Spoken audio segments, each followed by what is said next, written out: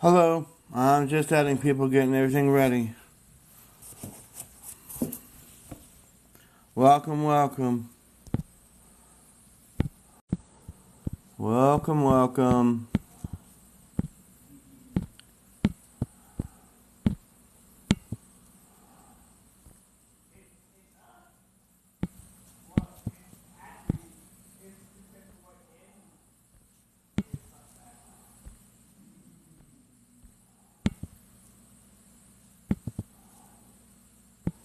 Welcome, whoever's in here.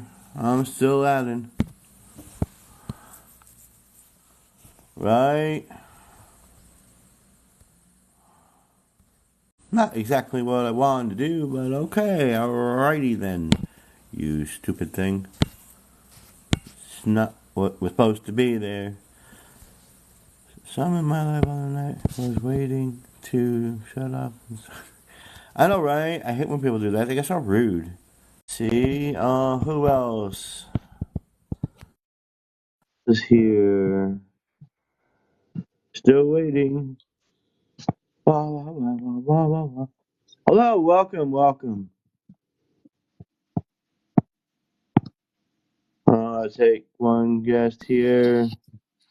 Waiting on the two co-host here, wherever she is.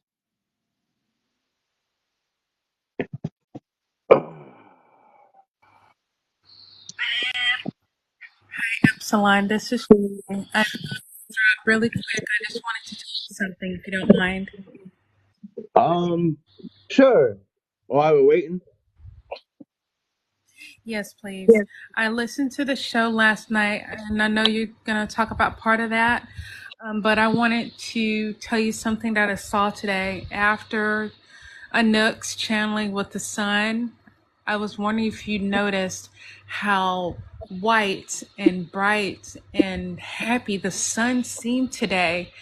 I I don't look at it very often, but today it just seemed different.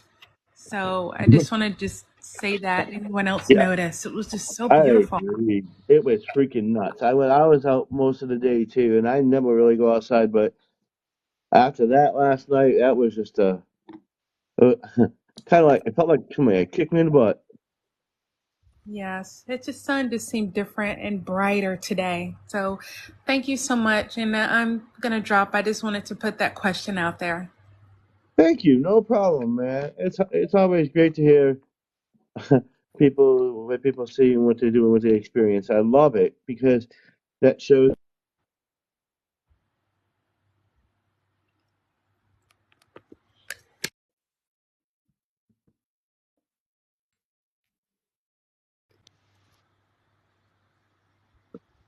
What was the last thing you said that shows? Oh, I forgot what I said because sometimes it comes from me, and I like. All right, I guess the best way to explain this is, I have a couple beings in there, Oh and yes, I sometimes I okay. I speak. forgot. Sometimes I speak and I can't remember what I said because they say it before I got a chance to think it. Okay, thank you. I'm still getting to know you and the whole group, but thank you so very much. I'm gonna drop. Have a wonderful life. You too.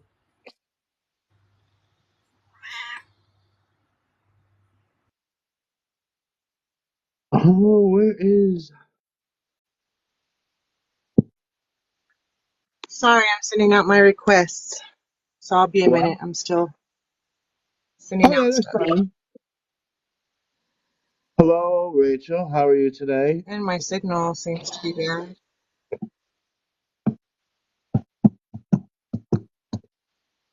Yeah, I hope this thing can be a small crowd.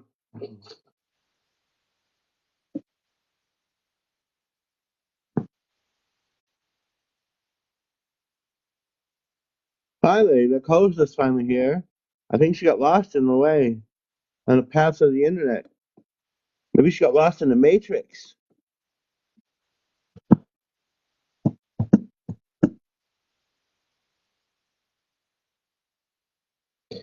And everybody's loading in. I don't like this thing behind me. I don't understand why it's doing that. It's quite annoying. I find it annoying. I don't like the white line behind me.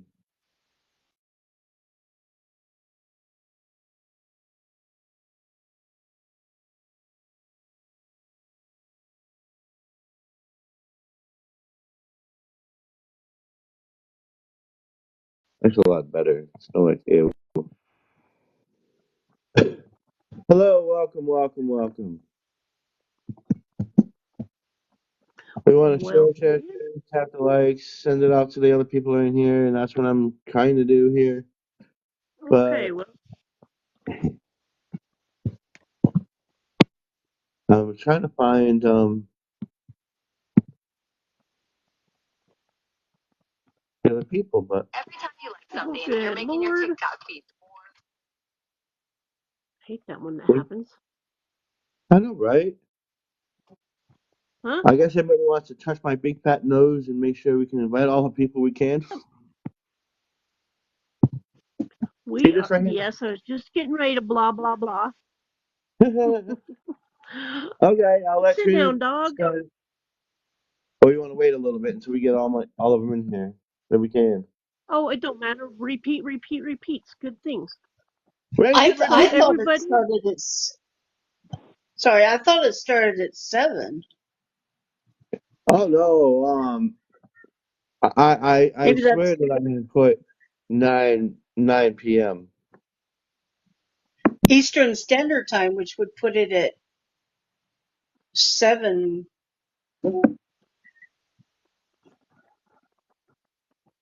our time, but or 3 hours. Diane, I don't know. Diane, Storm, Is it 3 hour Michael, difference from Arthur. Phoenix?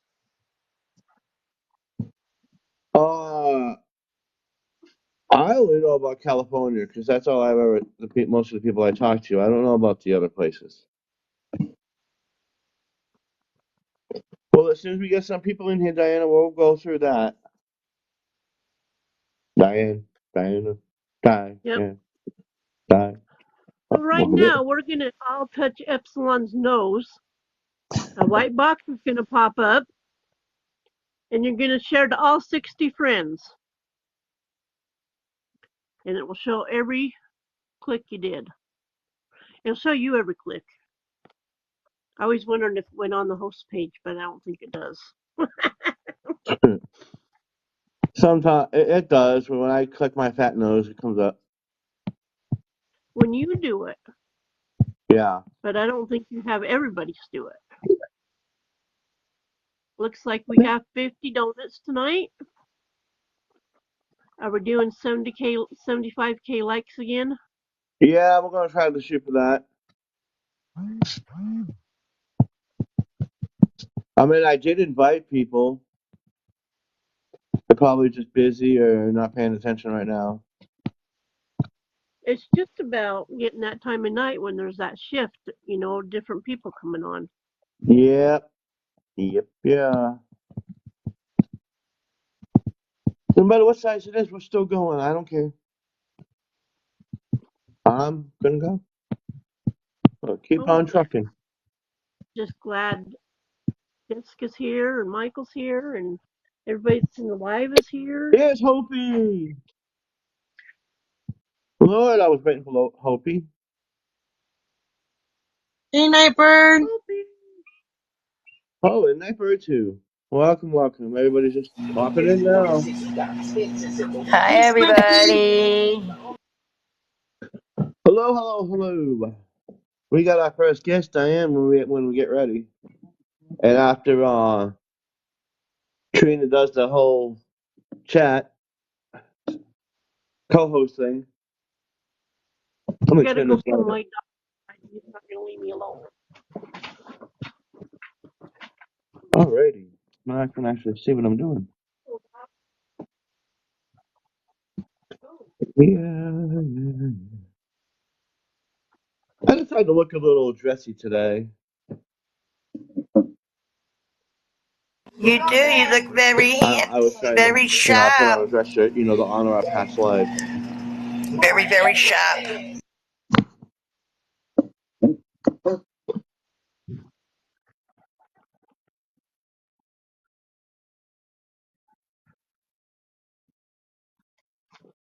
I'll just throw his little buttercup out right now.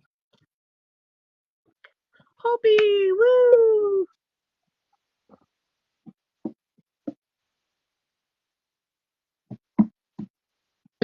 I think you are a mod too, Hopi. Oh, I didn't add you? Oh, well, I will now. Thank you very much. I'd love to. Yeah, I got sick of police in the last 3 lives. Well, I have no problem helping out with anything you guys need or want, you know. Yeah, because those last 3 with the Nook, man, I had the police like no tomorrow. Be, be, between tapping, talking, typing, and muting people, I think my hand got sore.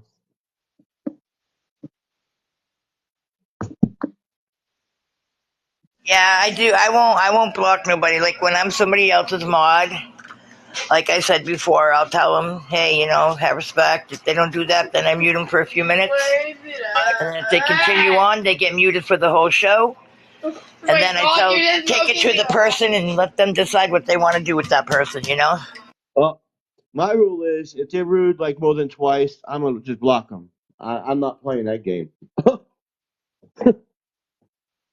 I mean, 2 warnings should be enough. I mean, they're grown adults. They should understand and realize, you know, be an adult. You know what I'm saying? Yeah, I agree. But I also want to leave it up to the actual host of the show I because know. it's their show, you know? So I'll mute and then I'll be like messaging her, like, hey, this Chrissy, bum, oh. crumb, Hmm. you know, ain't stopping. So let's block him or no.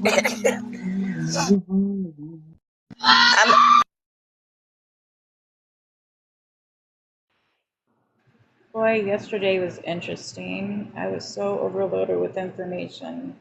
I didn't know what to do. I've been trying to do that video. Why I've been not busy. I edited the Facebook thing. Took me forever to do that because one app wouldn't do it. The other one would just cut down the size of it. One would just switch it, and then the other one, when I tried to do it, it wouldn't give me a link. So I'm like, what the hell? So I'm gonna have to check out that other thing that gives me a link.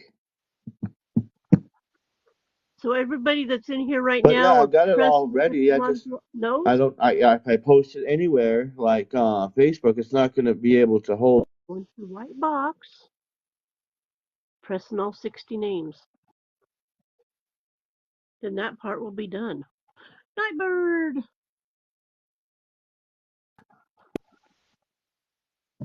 So I don't know.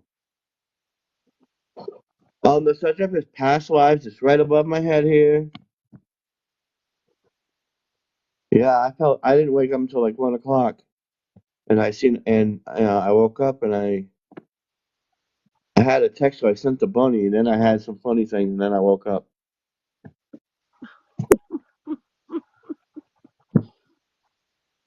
Yeah.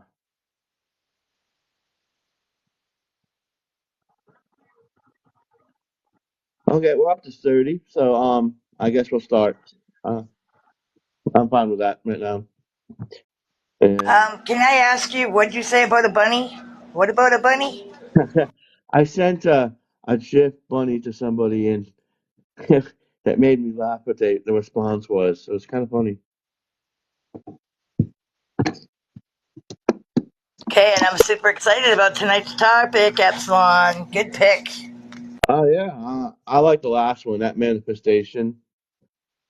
Um, not right now, Chris. We're gonna have to limit. I can get to you, but I want to try to get to the subject. I do want to hear about the rocks, but we're gonna have to have it in a limited time. I'm sure I will be able to fit you in here. Don't worry, okay, bro? I just wanna. All right. Um, sure. If you want to we're just gonna stay on topic right now about past lives. I'm cool with that. But when we go into other topics, it gets a little was down the rabbit Off hole topic, coming and why from is this not loading? Oh, yeah. This stupid thing here. I'm beginning to hate this thing sometimes. I did send an invite to Down the Rabbit Hole and a few others. Okay, Good. thank you. All right, Trina, you want to start it out? I sure can. Welcome in, everybody. I'm Trina from Idaho. I'm not a hoe. Yeah. Oh my god. They always say that to us. So, you know what? I just say I'm not. I have two boys, Justin 32 and Tyler 22. 20, that's a long gap, but that's okay. All right, so we're going to hit Epsilon's nose. A white box will pop up. Smack it hard. White box will pop up and click on all 60 of those names. It's a great way to invite. We're going to try for 75K invites, and they're above Epsilon. And to the side, there's a little, there you go. To the side, there's a heart, orange heart. You can join his team for a coin. And down underneath that is, we're going to call them fluffy donuts. 50 of, what was the number? 50? 50 fluffy donuts. Yeah, Nice. it should be easy. And then down on the bottom, we have subscribe to be Because all this, as you his know, member. you probably all heard this before, that this is all this is going to is funding. His Timu gifts and something else you said this morning. I froze and my froze. Okay, so Jessica, do you want to talk about yourself and we'll go down the line? Oh, okay. Yeah. I'll do that for you. Jess, I'm going to go to Canadian. What? And I might have to go out and come Oh, back into my signal's pretty bad. But I'm Jessie. I'm in Oklahoma. I'm a Tiger and Pleiadian. And I have many, many questions tonight. I'm sure I'm going to get them. you're going to call her Master Jessica. Well, I Do said you want to something do that earlier. here? What did I you said say? something. Because I wasn't here. We were joking around, and I called her Mistress Jessica. She goes, "No, it's Goddess." Now we're going to call her Master Jessica. Now Master Michael. This gives them their own identity over here. Yeah.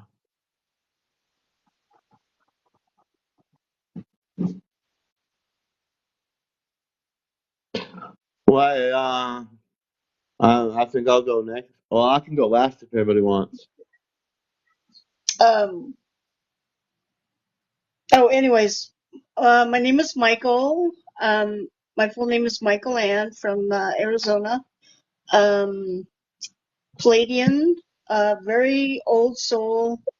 I can see past lives as well.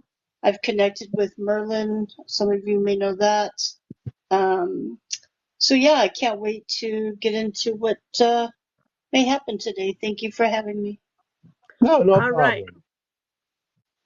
And Trina, who are Master you? Hopi. I'm Trina from Idaho. Yeah, what else? Don't know all that. I'm a dragon from Draco. You're not a hoe. No, I'm from Idaho. I'm not a hoe. Thank you, Master Trina. You're welcome. All right, Master Nightbird. Oh, boy. Hello, my name is Sherry. I'm in New Mexico. I'm from Vegas. And tonight's going to be a very interesting show. We shall find out more in a moment. No, no, no, no. Special guest Chris on here. Of course, we're talking about past lives, and I'll turn it over to our awesome host, Epsilon the Great. Yes. Oh, How you God. doing? I'm so humble. Wait a minute, Chris. Then we're gonna talk. See, first it's gonna be me. Then it's gonna be we're gonna do that, and then we'll get right to you. Okay, promise you. Okay. Promise you, buddy. I was just um, going to introduce myself. That's all, like everybody else did. I was just going to say I'm Chris from Roxbury, New Jersey. Nice to meet everybody. nice to meet you. Okay. Um, I'm Epsilon in the state of Virginia. Yeah. Um, I'm a tall white Palladian that manifests energy and sees things, apparently. So it's a pleasure to meet you, Rachel, and then we'll go to Chris. So, my name me whatever you want. I'm from Maryland, and I just found out last night what I am, but I don't remember the name of it because it's one that I never heard. But it's like the gray, but not. It's not called a gray. What did he call it? I can't remember now because that was. I wish I would recorded it. I'll ask him see if he remembers. But like I'm a universal being. I don't particularly stay like claim one planet or anything. I'm more about like the entire all the cosmos, all the planets, and it makes a lot of sense to me because I'm like a variety girl. People ask me what's my favorite color. I was like, I love all of them. What's my favorite planet? I love all of them. Right now, I love Earth, but you know what I mean. And I love the yeah, I think so, Joy. Gosh, I'll have to look it up, but um, yeah. So I'm like I began this whole mission and I started remembering who I am and I'm beginning to and I am totally like about the geometry, the patterns, the numbers, numerology, the sacred geometry, the the astrology, cosmology, the physics, the metaphysics, everything is just like so I'm learning and I am interested to see where we go tonight with the past lives. Glad to be here, guys. Great to have you all here. Uh, you forgot me. Oh yeah, Hopi. Oh gosh. Oh, see, this is why I need women That's in my life. okay. I see. I'm learning to use my voice though now. So I'm Hopi Love, little butterfly. I am a Hawthorn from the Pleiades, and tonight's show is going to be awesome. Because Epsilon shows are really, really good, and we're going to have some fun. And I love you all. Okay, Chris. How's everybody doing? I'm Chris Beal from Roxbury Township, New Jersey, USA. I've resided here since like '99. I am not really sure what my past life is, but I do believe I know what my mission is in my current life, and it's to protect burials, as I did as a child and grew up near one, and I'm at one again with an adult. So that's where I'm at, and I protected people throughout my life from dangers, the decks collapse, and other things that happen that I sensed were dangers and saved people. So I'm kind of a protector, as I believe, but I'm not really sure where I came from, and I'm trying to figure that out. Okay.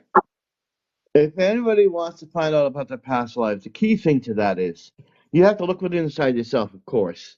But with all your past lives, the best way to do it is everything that you like to do, anything like certain smells, foods, and whatever, you got to think, well, all that is built into your DNA and it's handed down through the generations and your ancestors from where you come from. And that makes you what you are today. So, in order to find out what your past life is, you take your likes, your dislikes, you put them on a piece of paper, and you start tracking it back. Like, say, for instance, I grew up, and when I grew up, I started using sword like first I started with a broomstick, and then I started using boards like a sword, like I knew what I was doing. So later in life, I went to spar with a sword. I went sword fighting with somebody. And somebody goes, "Well, where did you learn that?" I said, "I don't know. It just come to me, something like that, something natural." And like your ability, you were probably most likely an archaeologist. So you have to look within yourself, look at who was an archaeologist and who was into that kind of thing, and that's who you would find in that area. And what basically that's how you find out where your past lives are. Some people have dreams about them, and that's why we're here today. I've had so many different experiences with so many different things. It's like I'm like Rachel, I love all the colors, all the different planets. So it's that same type of like wholeness of just everything. It's kind of like where did I, just part of everything. Like it's amazing. It's amazing experience. It's been an amazing journey, and I'm learning more and more every day. And it's been just being pure. I consider pure from my inner soul to my outer soul. I am who I am. There's no fakeness about me, and that's it. And it's so loving. It's great. It's a great feeling being this way now. I had to touch on that too. As you said, Epsilon and Chris. Okay, yes. So once I think a lot of us have that we're here because we've all felt like that necessary urge to not conform to what other people want. We were like true to our souls. We we have that feeling like we might be told this is how it is, but we're like, no, that's just not right. That's just not right. And you stick to what your true soul is and stay there throughout your life, even if like society has you doing something else. Also, it is scientifically proven now that somehow that the epigenetics and the DNA can go back, have memories 14 generations past in our DNA.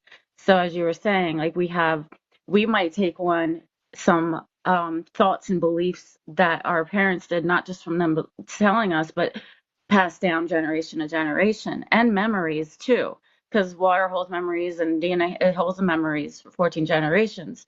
So that is also another challenge to do, is to really take an inventory and decipher like what is your belief, what serves you, what is true to my soul, and what is something that I just kind of took on from somebody else or from growing and up in this area or this society or this community. You know what I mean? Yeah, and it's sometimes it even skips a generation, like in a past life, because you're not meant to access it at that point. That's another thing too that a lot of people don't understand. You're like, well, in my family tree, I have Abraham Lincoln. Why don't I relate to that? It's because it's hidden within your gene code, and it doesn't want to open up at that time because it's not the right time, maybe, or it skips a generation. Because with each certain cell and each memory, it comes alive, comes back, it awakens to a certain vibration, a certain level of loving careness and open mindedness. You know what I'm saying? Because when you start, that's when it's kind of like what Roy was saying, Anouk. He was saying that when you're a very powerful.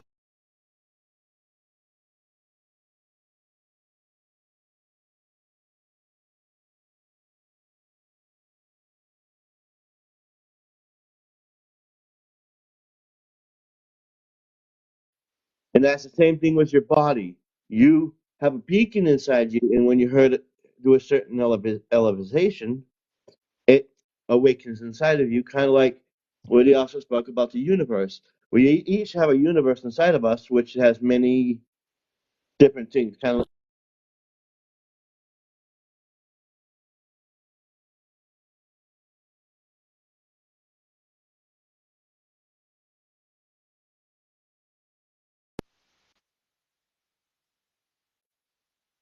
or did anybody freeze and the phone kick me out? Yeah, you've been freezing a little bit on and off. Oh Lord, I don't know. I mean, It's back. It was pausing on you, but I hear you now.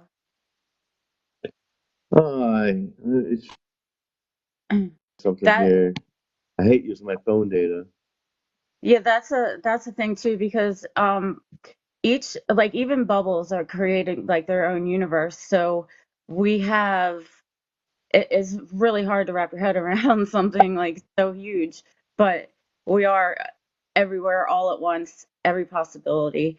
So it is a matter of what is going to help you serve you at this moment in time. You know how they say divine timing. So you might not get things right away, but you can't force them either.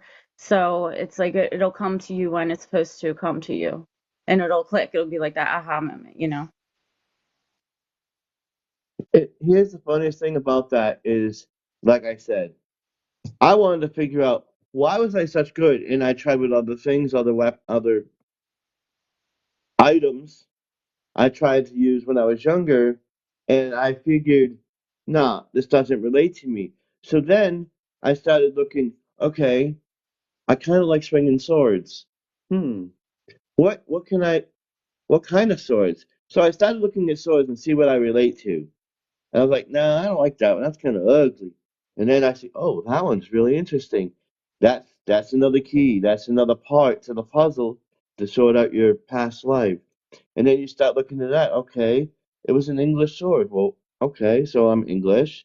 My nationality is English. And you start going down the trail. And once you start getting the puzzle together, it'll probably come most likely come to you in a dream or a premonition.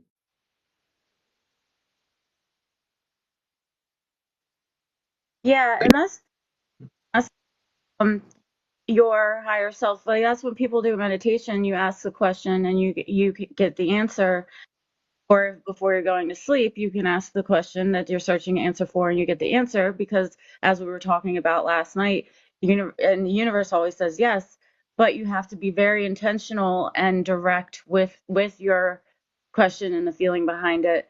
And so, like, if you're kind of wishy-washy or you're thinking a million things at once, the universe gets confused. So it's important to be like very intentional with that. And I have a hard time doing that. I'm working on that because so many thoughts going on at once. And the other problem I have is I have really good intuition. So when I trying to follow, getting directed to where I'm supposed to go finally instead of questioning myself, and it's actually leading to a whole lot of blessings and opening doors for me. But I I didn't ever do like the whole thing was like the 23andMe and the ancestry and all. I did not do. So there's a piece of me that I don't really know. I know like I'm told that I'm Irish, German, and Polish, but I don't know much about anything other than that. I have like a strong connection to the land I'm on, Native American land, which I knew it was my whole life, but I just got confirmed. There's like I haven't told anybody about it, like the curse on this land that a lot of people have died as a result at very young ages. But I have a connection to it, and so as I've always been, is very respectful to Gaia and respectful to Earth and the grounds and everything because the spirits and they're all paying attention. So everything you're doing is being kept record of, not to be like like feel like you're being watched all the time, but like just have a good heart and good intentions and the doors will open for you to so many answers that you need. Okay, I'm gonna jump back down to Chris here for a minute.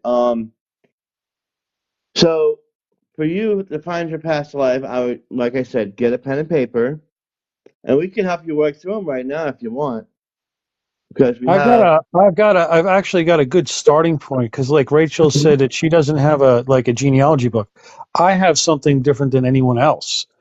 On my mother's side of the family in 1968, there was a genealogy book that's 630 pages long and sits at the Library of Congress.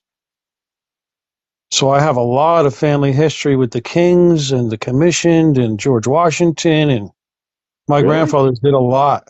Oh yes. He's in My my one tree grand too.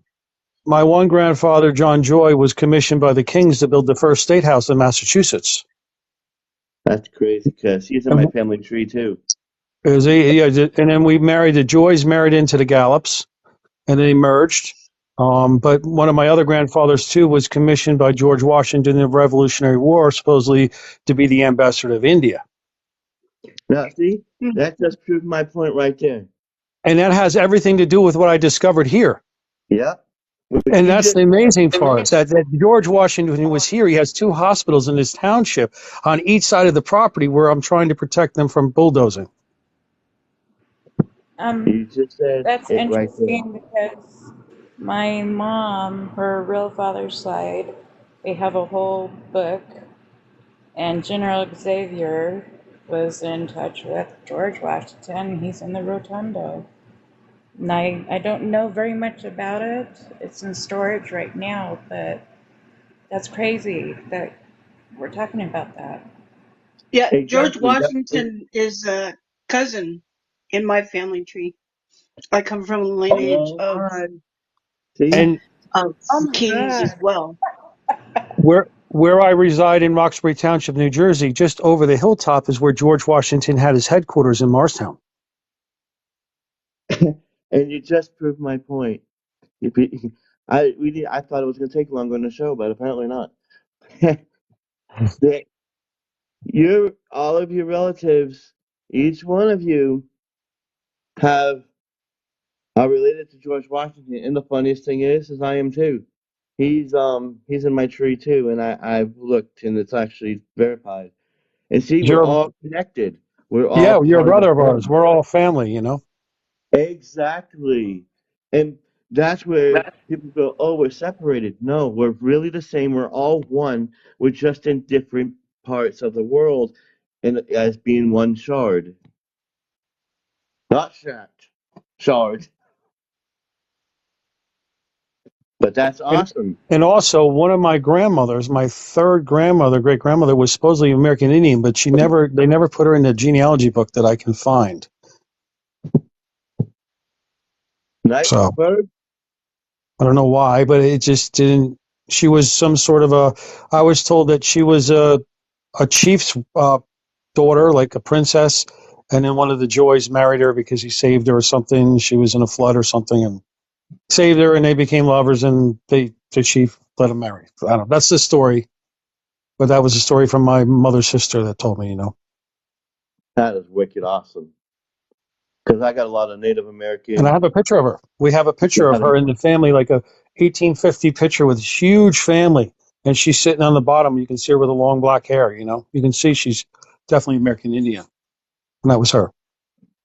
And it's in my blood. My daughter had tested, and I don't need a test because everybody else has already had the genealogy thing. And it's like, I'm part of the family. It's not like they didn't have one yet, but we all have a little bit, you know, of her in us.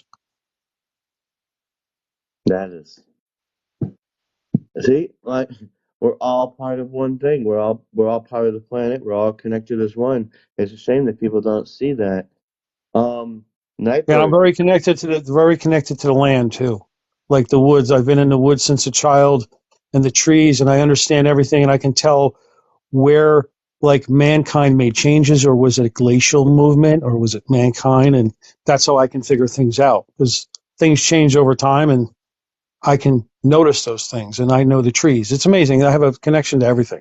I love it though. Yeah,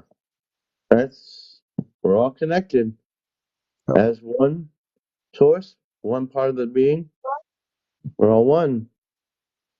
Nightbird, you're up next.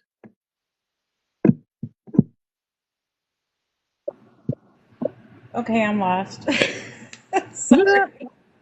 I was reading the chat and everything. But it's saying though, the group of us that have kind of stuck together, we have all this weird history that intertwines with each other. It's mind-boggling and amazing, and it's really cool, and I just love it all. Hopi.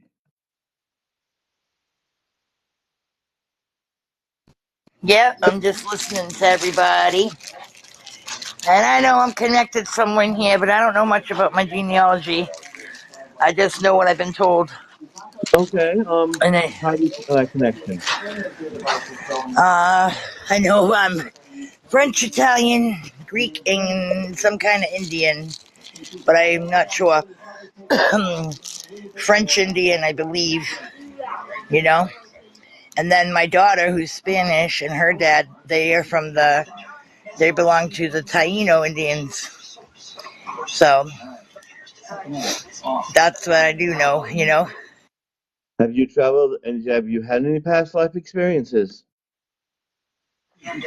So far, no, just maybe a resonation with things where I feel like I know I had been part of that at one time, or like when the Nook named me Little Butterfly and with the Native American stuff.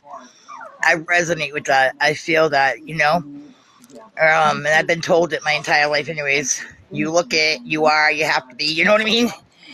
But yeah, I definitely resonate with that, and I want to know more. And it's like, but I guess we all grow in our own way, you know, and remember things on our own time. And I did want to do the genealogy or whatever, that 23andMe thing. Maybe I was thinking about doing it, maybe, but we'll see. And the key, like Anook said yesterday, the key is inside yourself. Was it Intel? Oh, Correct. what Yeah. you You know said. what's funny? Listen, can I just say something real quick? I was sitting here when Dolph mentioned the 369, putting them on top of each other, and how me and Dorinda were writing them on top of each other. So I was doing it, and I wasn't counting how many I did. Do you know I did 369 of them? I did exactly that amount of them that I drew without even realizing I had written that many. I would counted them today, and I'm like, oh my god, there's exactly 369 of these here, you know? Because I just did them randomly all over a paper, and that is a big key. Like, we have a lot of keys that we need to turn, open, and figure out things, you know? It's getting to that key to open the door, you know? The hardest part of it, you know?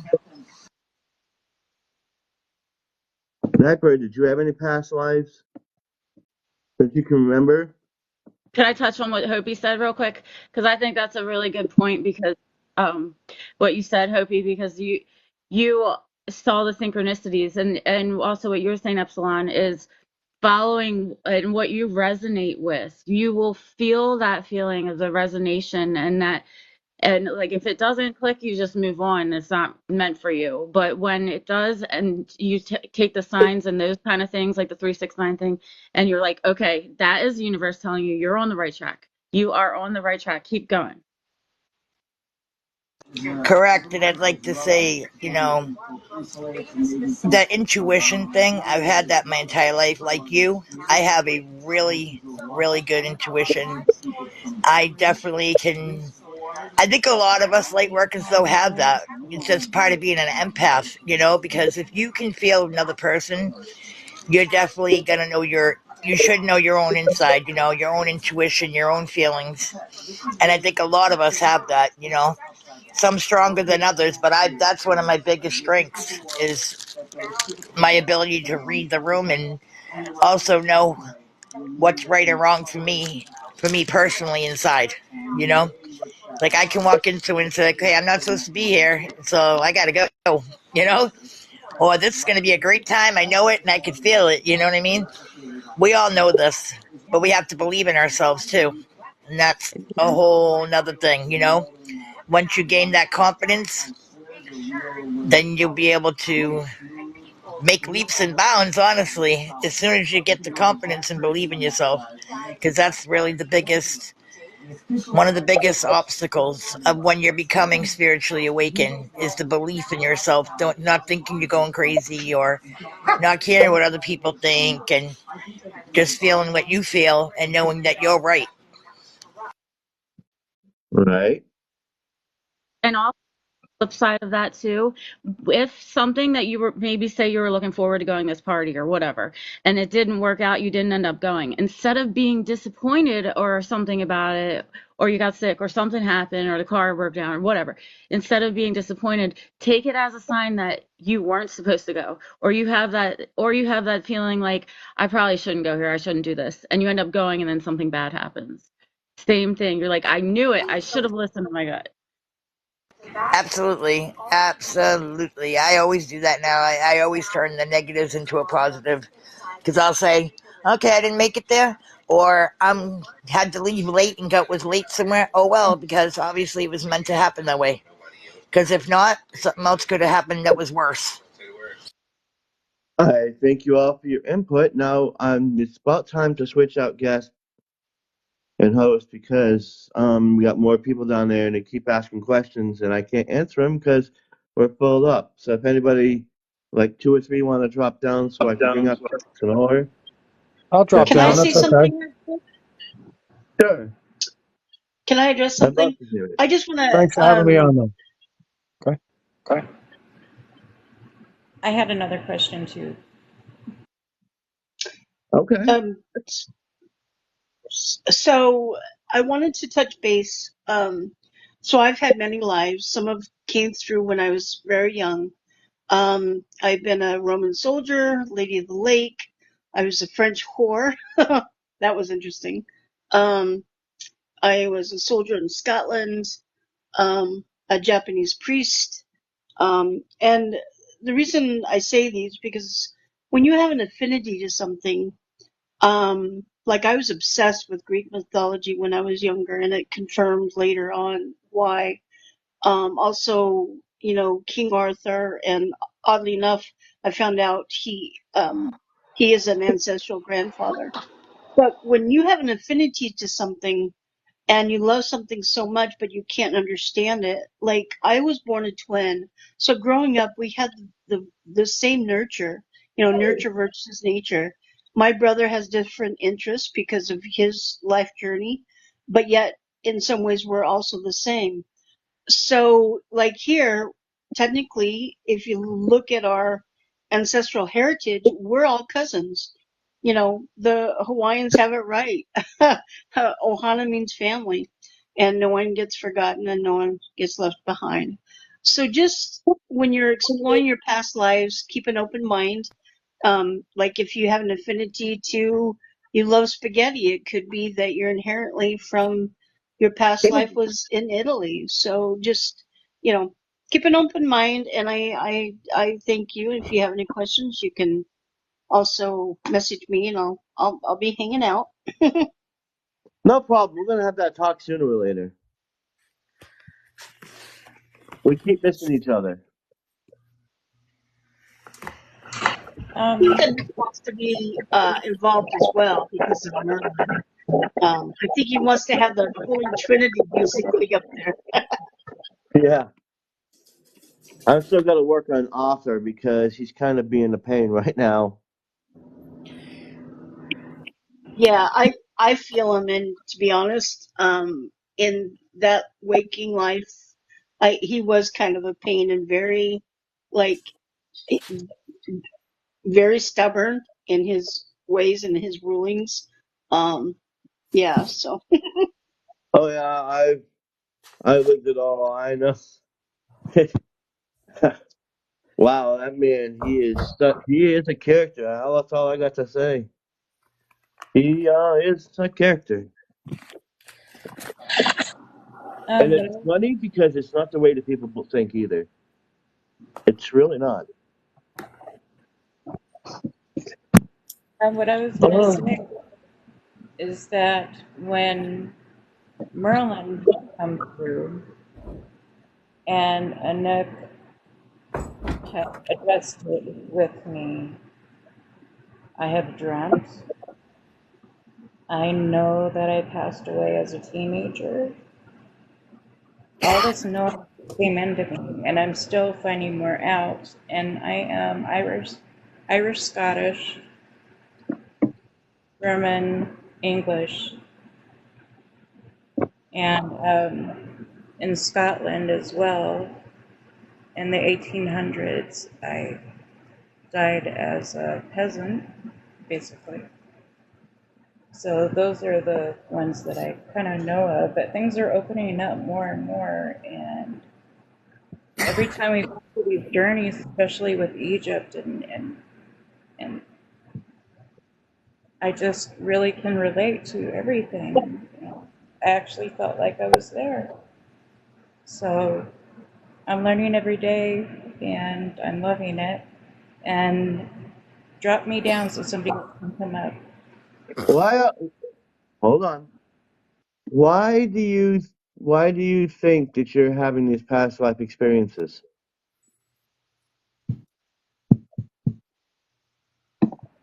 Why do I think I'm having them? Why do you think we have the past life experiences in general? Well, now I feel like I'm having a trick question. Oh God, no.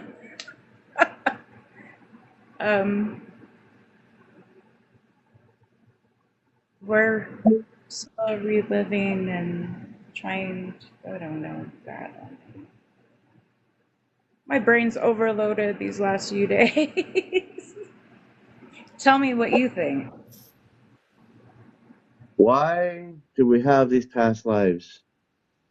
Well, some of the answer was given yesterday when Anook said talked in the live. He was talking about you're remembering who you are, and that is a key essential. Everything in your past lives is coming to you when you need it, because it is kind of the guide.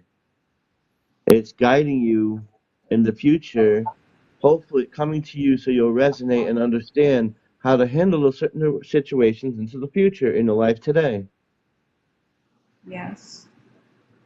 Yes, and we're all one. There's 3 or more of us out there, and we're all one. And Because like that dream I had too, you remember, right? there Just was a when lot. that happened, and well, I had another dream that Annette talked about too. That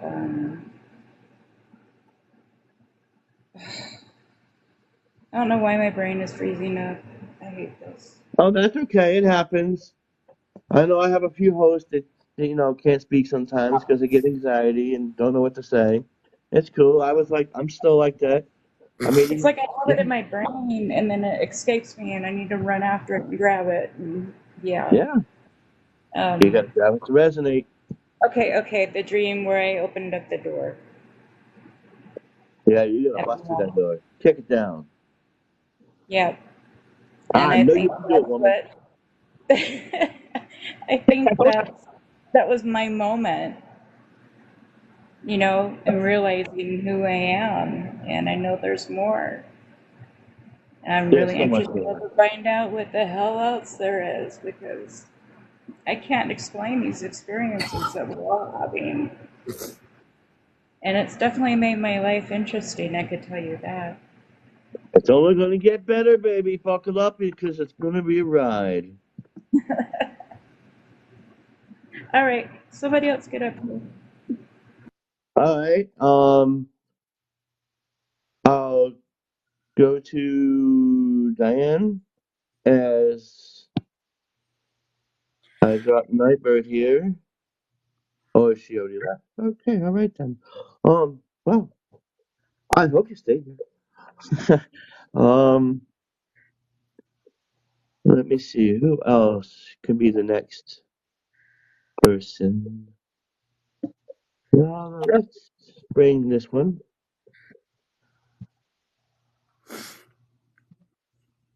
Oh well. All right, right. After after Diana, if I guess I'm not getting responsive. Okay, well, fine. I'll just take another person then. Hi, Sean. Hi, Shauna.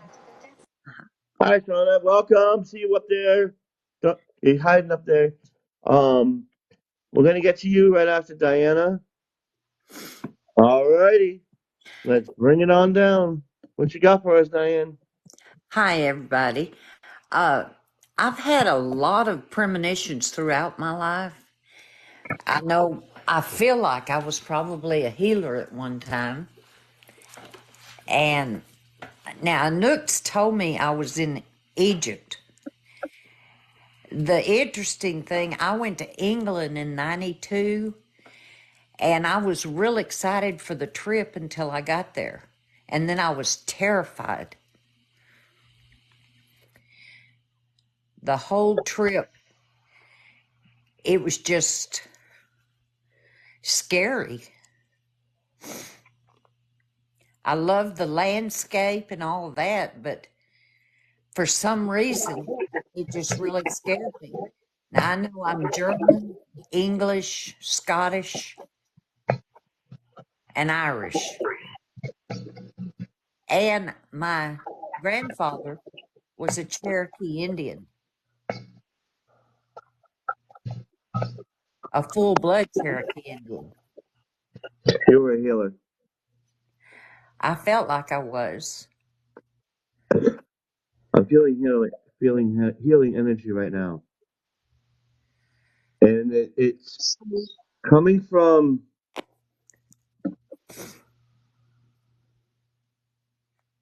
Ireland and Native Americans. Well, that makes sense to me. I'm still new at meditating and everything, but I'm trying. And you said you had a fear of England? Before I went, I was tickled to death, but after I got there, yes, I was scared.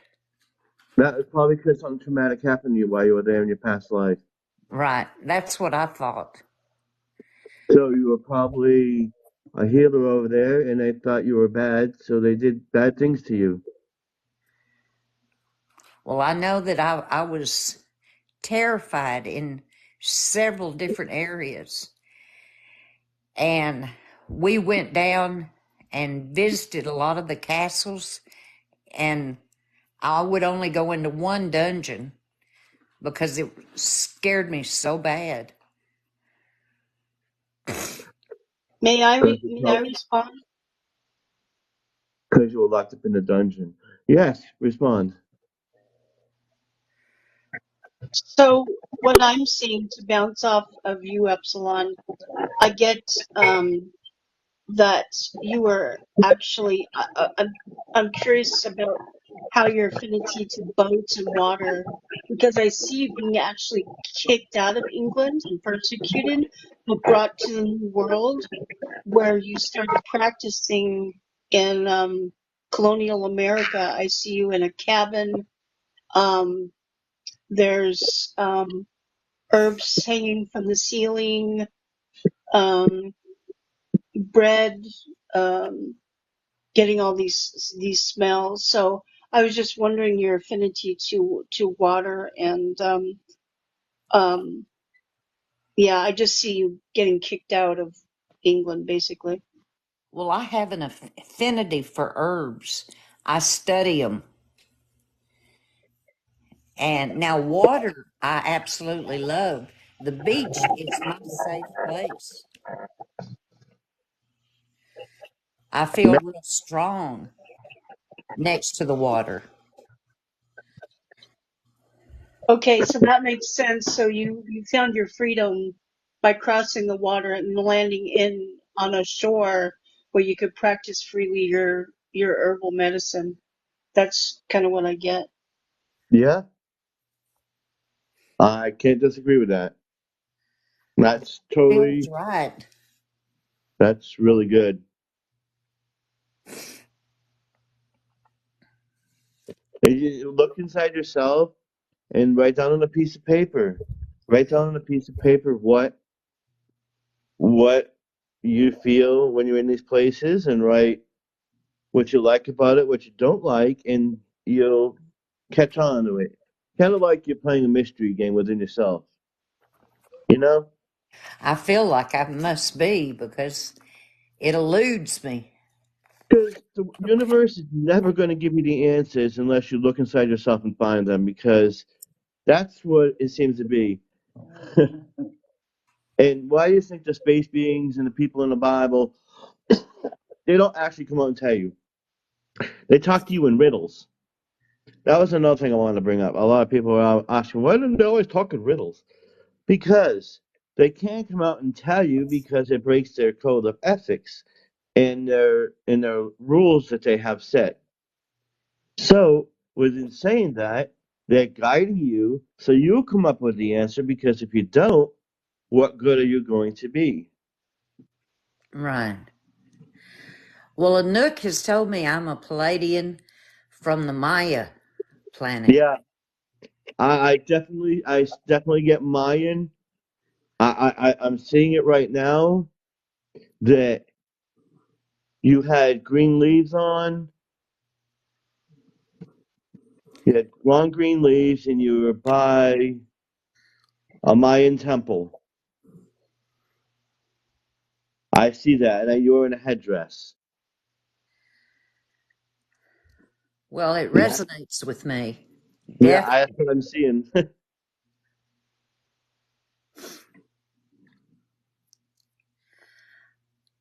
I And feel you got a like, pretty. Oh, wait, we're talking at the same time. You have a pretty green and blue aura. That's telling me that you're healing and you're pure with water. well, ever since I was very young, I've always understood medical things that I shouldn't have any idea that I knew. But I've always understood them immediately. Exactly. Because I'm actually seeing you as many different forms of a healer. So the healing part is running through your veins and your DNA, because I knew when the minute you said healer, I just got like 5 flashes at the same time. It was like came to like a floodgate. That's impressive. Anybody else have anything to add? How about the silent one up there, Shauna? What do you got to say? Oh, I have a lot to And then we'll say. go down the line. I, do you want me to respond to what Diane said or tell about Yeah, yeah, yeah. past lives? Um, well, yeah, I mean, what I've learned from Anouk, our DNA holds memory, and if something happened while she was there, somebody in the chat said we heal through remembering the trauma brings healing, but and why should we have the fear or something to that effect? But sometimes the fear is what helps you recognize that it's there and it needs to be healed. Yeah. So And the fear always guides you to be better, and it makes you stronger. absolutely, Because yeah. like the old saying goes, what kill you won't make you stronger. Right. What won't kill you will make you stronger. Okay, Trina, what do you have to add to that? And that was wonderful, Sean. I loved it. Words of wisdom from you with that bright smile. Bring it down. What about you, Trina? I really don't have any advice because I'm learning this, and I don't remember any past lives. I bet you guys can tell me some though. Oh, I'll bring some out. Don't worry. I'll guide you. Yeah, Michael? we're all here to learn. What'd you say? Don't want to cut you off. What'd you say? Said we're here to learn. Oh yeah, I'm learning every Come day. on. That's the meaning of life. We're learning the big school of Earth. Thank you. I totally was getting the Mayan and the temple as well, seeing the steps, um, you know, so that was interesting. And yeah, definitely, um, it's interesting how we feel. I come from a background that, I'm going to hell because what they perceive as hell. My aunt and, um, knowing living past lives and knowing what's out there and seeing things. So just know that everything happens for a reason. We're on that same path. It's not a coincidence that everyone's here tonight, or that we only have 38. It's probably the 38 that need to hear what's going on. So, and Glass House, you weren't drowned in water. Sorry, I just picked up I'm something. If you don't alive. mind me addressing that. Oh, unalive. Yes. So, Glass House, you weren't unalived. Somebody held you in that. So it was like a vendetta, and I'm seeing it. A period dress. It almost seems like Victorian, if that resonates with you, Glasshouse. I don't know why that just came through all of a sudden, but I wanted to address that. So okay, that was it. I lost me. That train just derailed somewhere. Hey, we're not So all all right, pros. It thank you. happens. I mean, you wanna laugh. Just look at the past lives that I did. That was a total train wreck. Except for the last one, that one went really well. The other three were a train wreck. Trust me, you get a good laugh. They're posted on my new YouTube channel, which is down on my avatar card, bio card, whatever the hell they call it here. And why did my door just open up? That was creepy.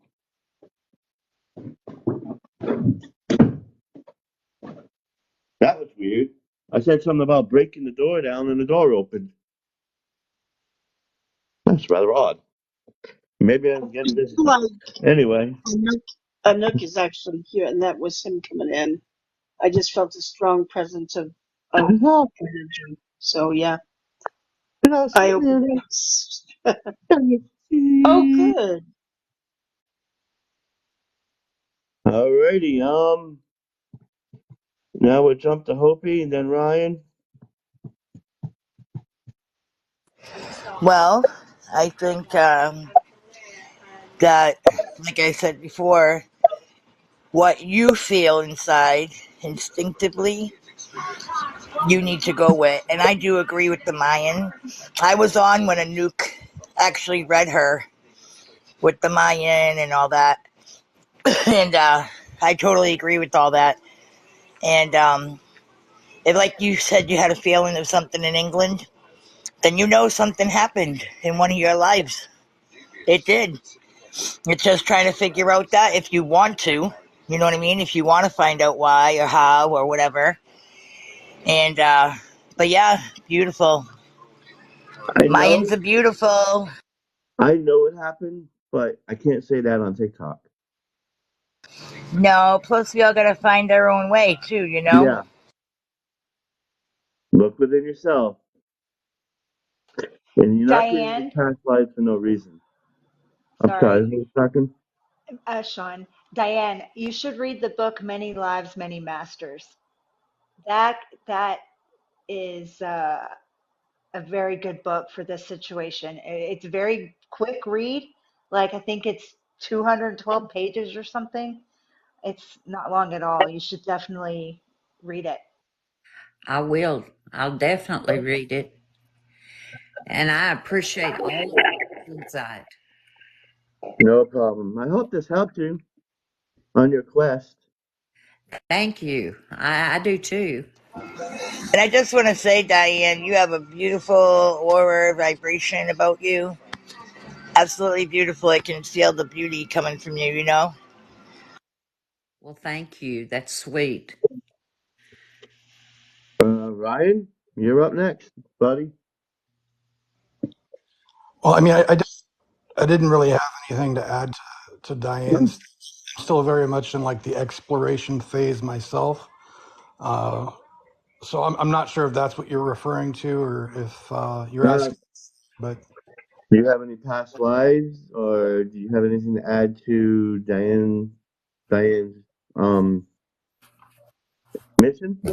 well, not to Diane, just again because I don't feel like I'm in any sort of position to really kind of expand on that because I'm very much kind of learning a lot of my own stuff and trying to understand it.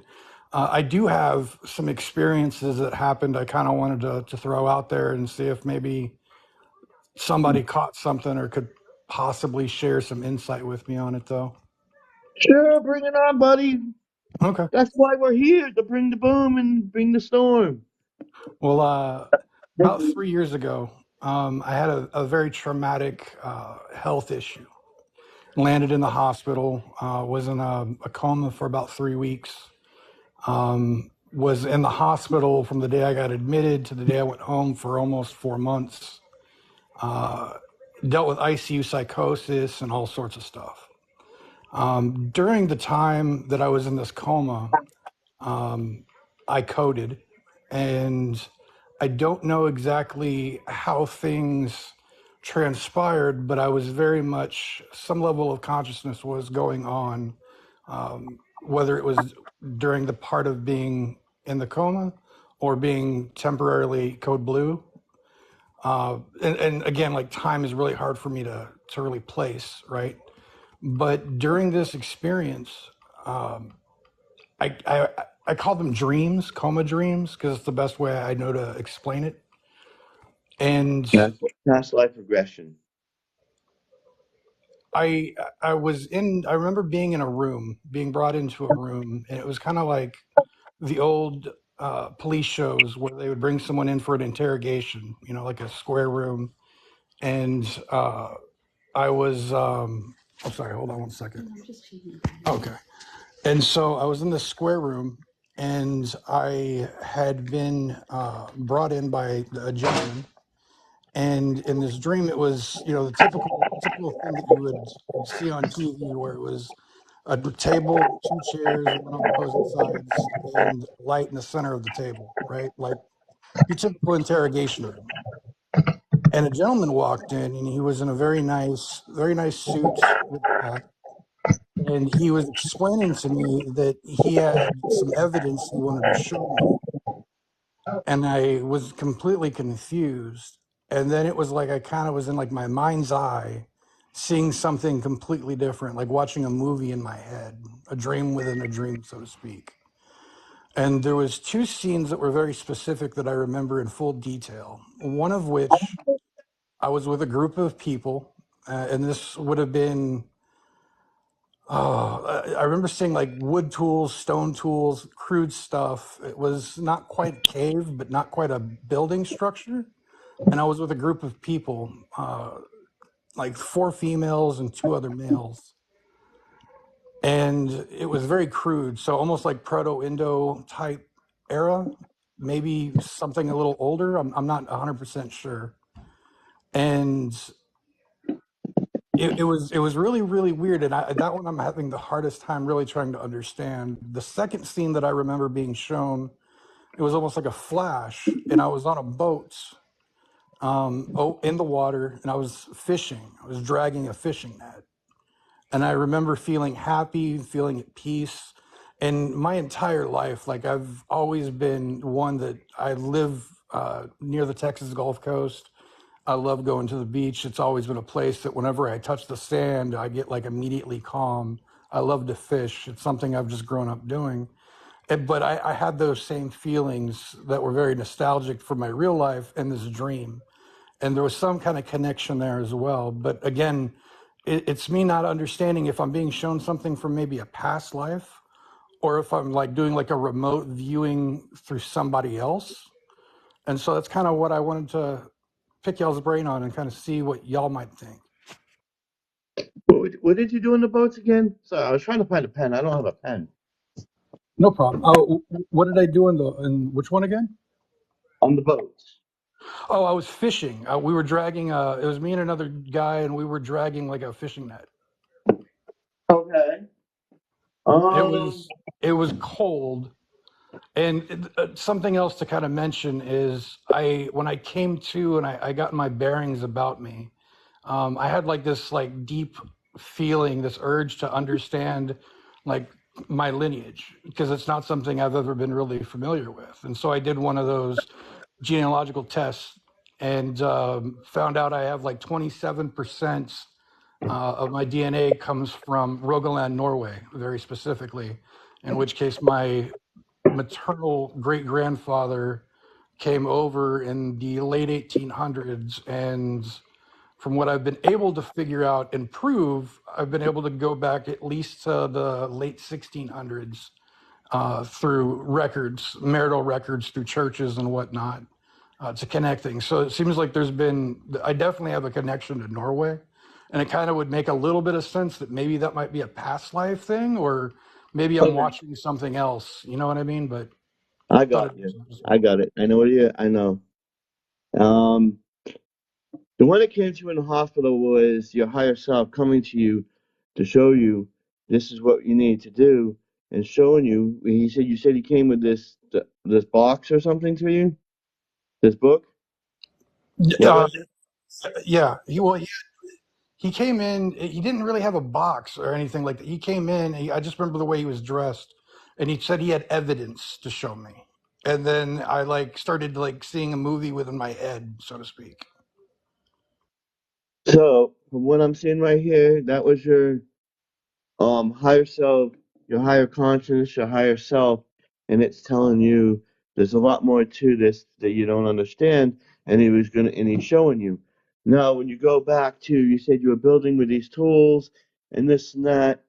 I'm seeing, for some reason, I'm like, I don't know why. Before you even said it, I thought Norwegian, kind of like Viking-ish, and you took these long, and that's what I was thinking. Then right as you said, I was like, that's why I asked you about the boats, because I was like, I seen boats and fishing off the boat. So that I then turned, I came to Vikings. Do you have any association with the Viking music? I mean, it's something that I kind of got into as I learned about my DNA, kind of going back into that era. So I started looking into, because I've always kind of been really interested in different theologies, mostly Abrahamic faith up until this point, in which case I've started looking deeper. And so I looked into like Asatru and have gone all the way back to, Sumerian pantheons and whatnot at this point. But prior to that, not really specifically. No, I've always just loved being around water, love being on the water, specifically on boats. I've never been like seasick. I love fishing. That's been something I just grew up doing my entire life. And that's telling you Viking. There you go. Viking. Look within yourself. That answer will come to you. I'm seeing Viking now. It's actually a screaming Viking. Anybody else have anything to add to that? And your thoughts, anybody? We'll start from Shauna, come all the way back down. Yeah, I definitely think, sometimes, and I get this from my sister, this isn't my own wisdom. She says, sometimes spirit has to sit you down, and I'm not saying that you're in a coma because of that, but they may have taken that opportunity to say, hey, we're here. We need you to remember, and showed you the things that they showed you. And now it has been a catalyst in all the things you've learned about yourself and waking you up.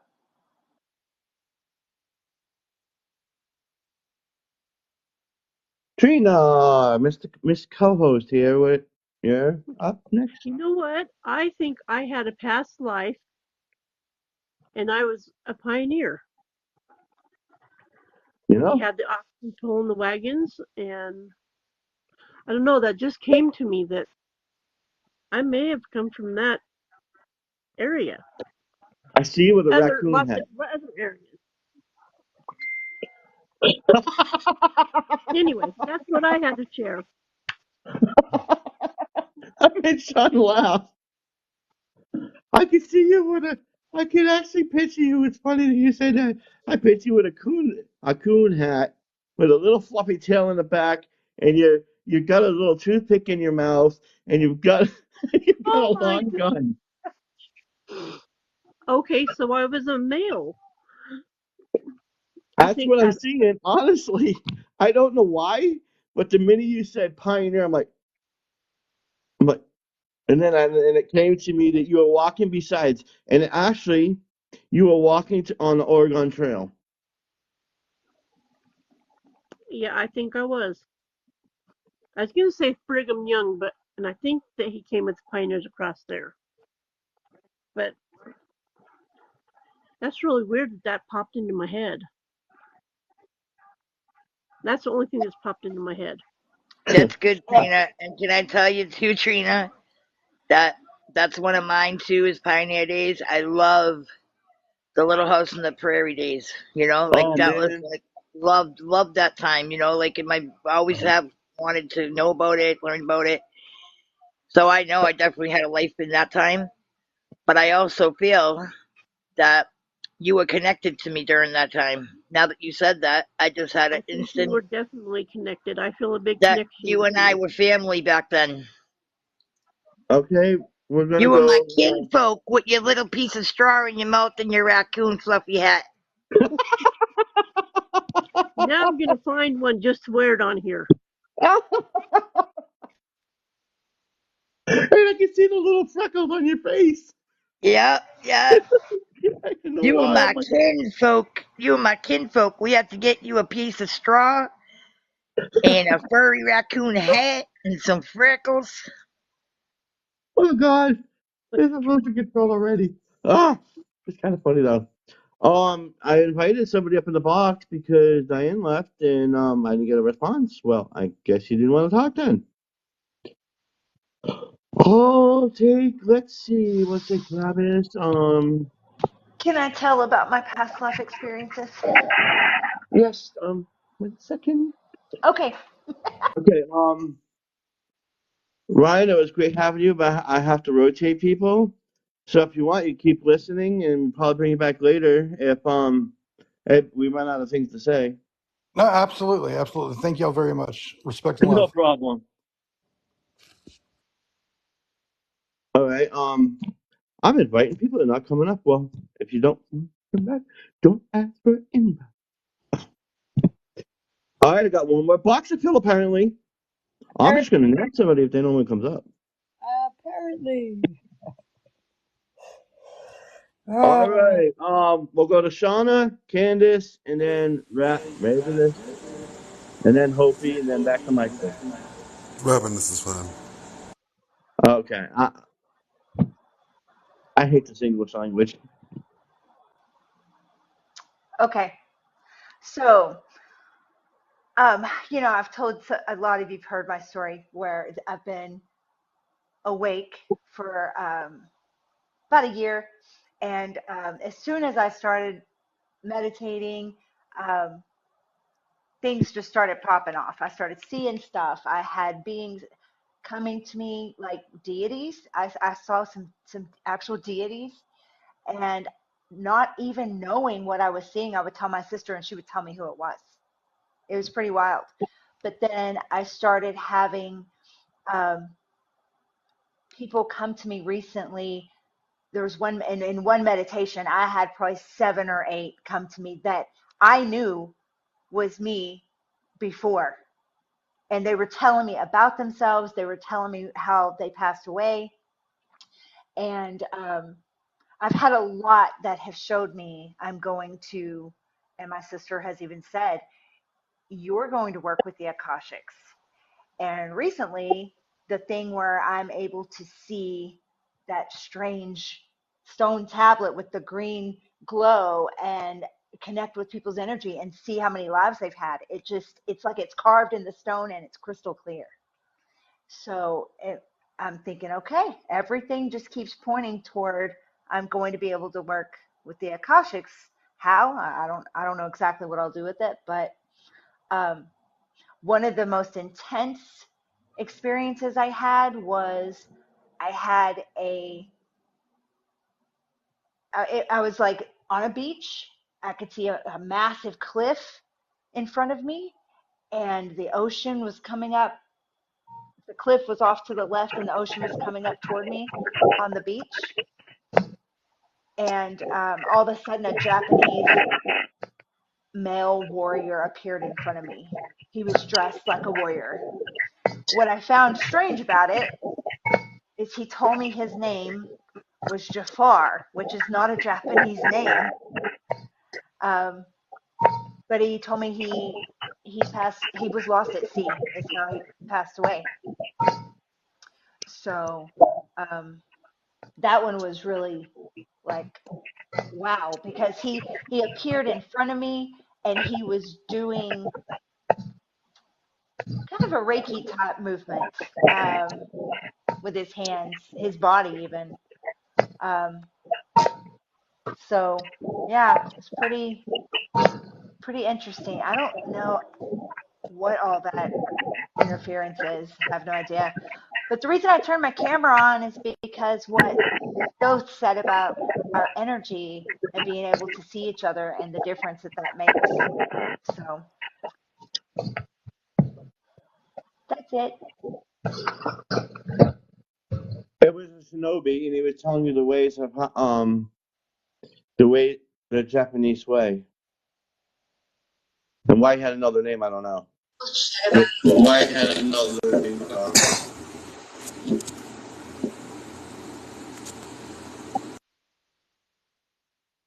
Yeah, I don't know, because that's definitely not a Japanese name. But I wrote a lot of these names down. And at first, I was getting a lot of names, and I would write them down, and I would tell my sister about them. And I told her one, I got the name, the name was Herschel. And Limbic, something like that. And I wrote it down. And then in another meditation, all of a sudden, from what Rory says, apparently it's not just meditation. That's more inner journey. All of a sudden, this man, and he was an older black man with a gray beard, gray hair, and he literally introduced himself, and he said his name was Herschel. And I had written it down 6 weeks before. And my sister had asked me to ask the name of a man that people see around her. They see a man that looks a lot like Colonel Sanders, for a better way to describe it.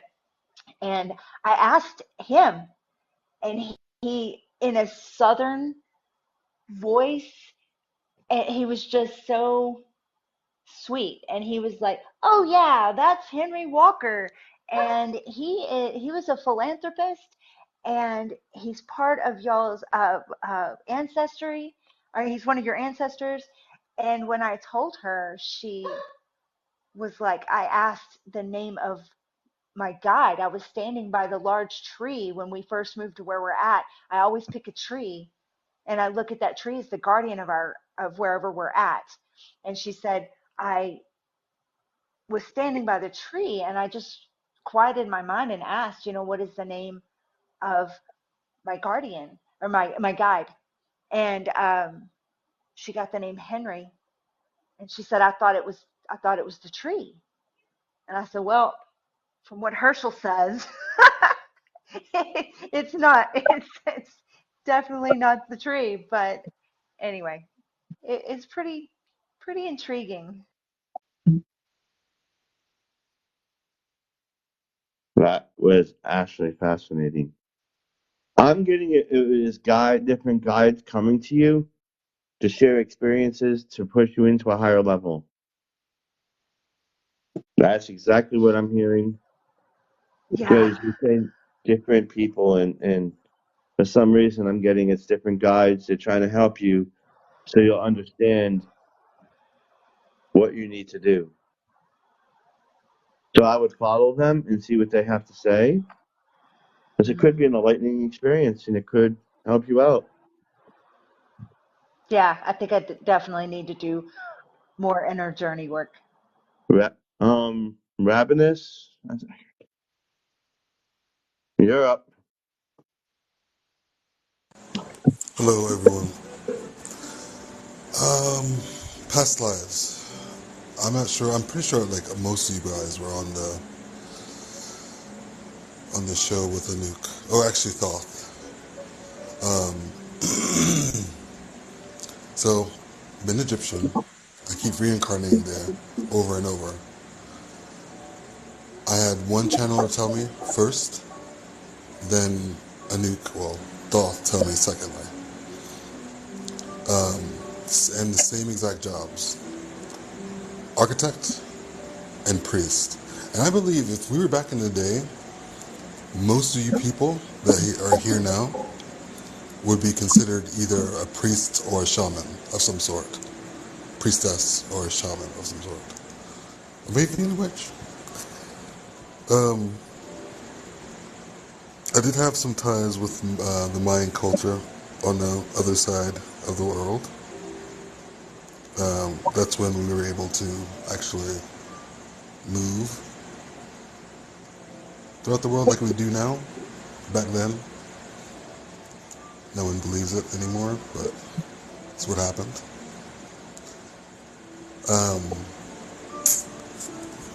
I don't really think I have anything else. Oh, Epsilon. Do you have any? Can you read anything else on me, or? I like the Final Fantasy music. Um, I could hear the Final Fantasy X. That's pretty interesting. I like hearing that. Um,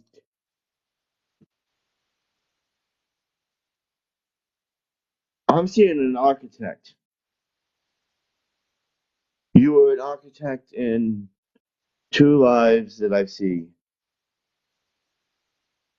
and it was Egyptian, Mayan, and I don't know why I keep coming back to this, but something in England. I don't know why it comes up, but I'm thinking English. You created a lot of buildings in your past lives you're an architect. That's what I'm getting. You I'm a network engineer now, you would so. go yeah, you drew out some blueprints and were there to help them, and when they messed up you yelled at them because I could see you doing that. Like, this is not how it goes. That's what I see. Hilarious.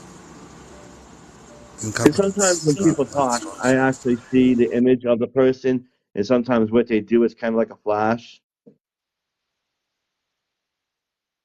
But yeah, I'm seeing a lot of pyramids. I'm seeing a lot of pyramids. You also made a lot of houses, and you made some giant structures.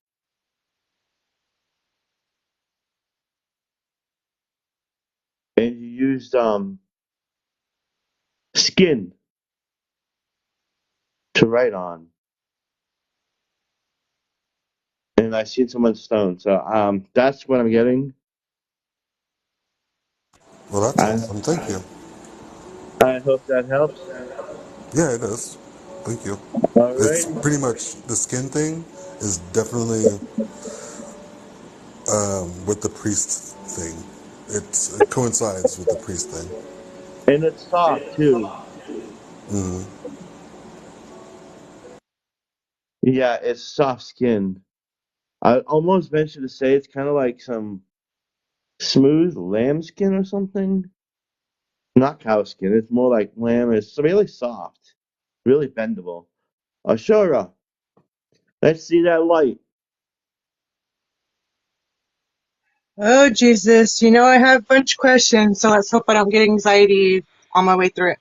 Okay, so Oh, I there we go. know, I know I'm definitely connected to Egypt. I feel connected to Thoth. And my very, very first where I felt connected to something was Lyran's. So I'm still figuring that one out um, because now I started to question if it was because Lyran's has cat-like features and all that too, and that's what I was connecting with, other than reading about it a little bit on the internet and just feeling connected to it. But I know that I'm definitely connected to Merlin. I'm still working that one out too. And then I have some kind of Atlantis ties. I feel super connected to Native Americans, and we already know the Vikings. I believe I was Eric the Red, which made a lot of sense for me. And I helped I'm you out with that still one. learning that so that I could try to get triggers. Do what? I said I helped you out with that one. Yeah, I needed help with that one. Just like the feeling that he has to give me something. I think I worry or focus about missing it so much that I'm not even letting it come. So I need to chill. So I got to figure out how to back away from that a little bit so that it can come in, because I'm like super anxious, because that's the only life that I full-fledged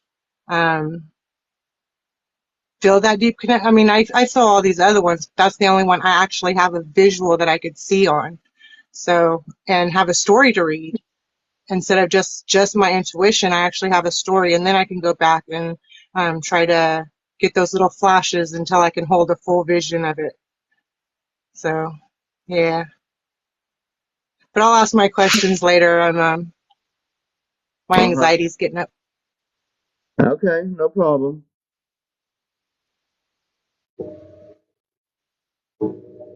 As soon as you spoke, I thought Irish, a red cloak, and kind of like a druid.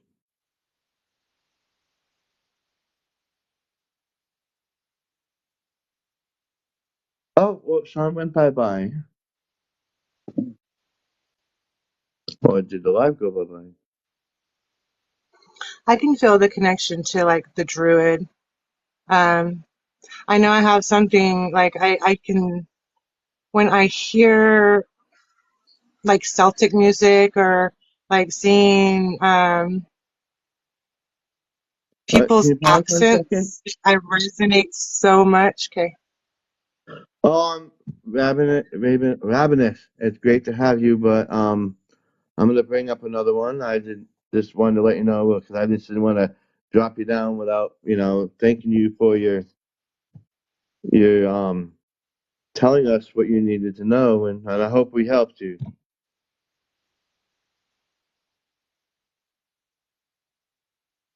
Yeah, his story is pretty interesting. I can't wait Ravenous, for him to find out more Ravenous, about it. I'm sure. Ravenous, Um, before you drop down, look into Raw.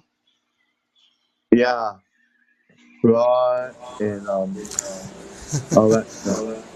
I have. I have the Awesome. Eye of Ra on my arm. I've Oh, definitely looked I into it. knew it.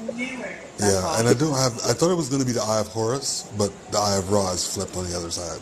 So that's what I have. And I actually seen a vision of him. I guess if you want to call it that. It's. He presented himself as very, very large, like very large, as in like Godzilla size, looking down to me. Gold and black. That's all he had. Skin, headdress, everything. It was weird. Very interesting, also. That's all I have to say. Thank you. Thank you for Thank sharing that. you. I really enjoyed hearing that. And if we have more time later, we'll bring you back because I want to hear more. But I do have to rotate because I have people have been waiting for a while. Thank you. Come back. Yes, please, because some of that story I resonate with, so maybe it'll trigger something. I'm super Oh interested yeah. because yeah, that's yeah, that gets me. Oh wait, you got the soda. Come on, Ash. Let's go. What? You want a drink? Oh, you want to hold the dog, or you want part of your candy bar? Which one? Oh, the dog. The candy bar. He doesn't take the candy bar Oh, and sorry, dog I didn't know I kisses. was live. No, I just left the store with the kids.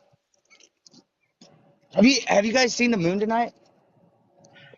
Hi, Squishy. No, but Hello. I'm about to go look if I can see it. Hold on. Hi, I'm putting you guys Squishy. on Yes, right now. I've seen the Right moon. now. It's beautiful. Okay. It's like Come a on. picture of Get the dog off of the my new hand that moon. has the camera. So it's right over there. It's We awesome. have a picture. Beautiful Beautiful. crescent. Yeah, everyone does know me as Squishy. Kids crack me up. Oh shit. I'm leaving one behind. Okay, past lives. This is an interesting one. Because my question is, does like your old dreams from childhood, the ones that were just trippy, like you were going places, were those like snapshots, little like movie reels of past lives? Yep. Okay. Kind of. Okay. Trip out. There's two things. We'd have to revisit this because I got a lot of shit to write down. Like, because if that's the case, man, like we were doing some enterprise shit. I'll explain it to you.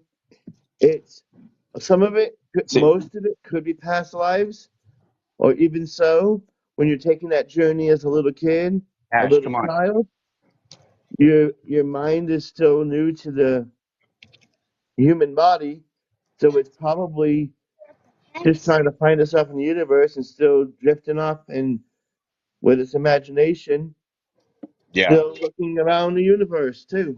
See, I've never lost my imagination. I've never lost my imagination. That's the only reason why I'm able to do what I do, like with metalworking and woodworking and all that stuff, because I could see it all. I could see everything. I could build everything. I could reconstruct it. I could like throw bad designs out the door and like start with new. And it's a constant, like a white dry erase board that I'm constantly being able to change and move and alter and do all this stuff. So by the time like I'm ready with a design to build something, it's already it's perfect. Like I've worked all the details out, all the bad shit. Like I would run through all the scenarios from all past experiences that I've had with it, plus just knowledge that I had. I didn't know where I got it from, but I just used it. And I used it to my advantage. And I built some of the dopest stuff ever. Stuff that was impossible. Like they were like, we want the floor to like raise or drop down into the wine cellar, and I was like, are you kidding me? Like you want a floor to drop out from the inside of your dining room down into a wine cellar?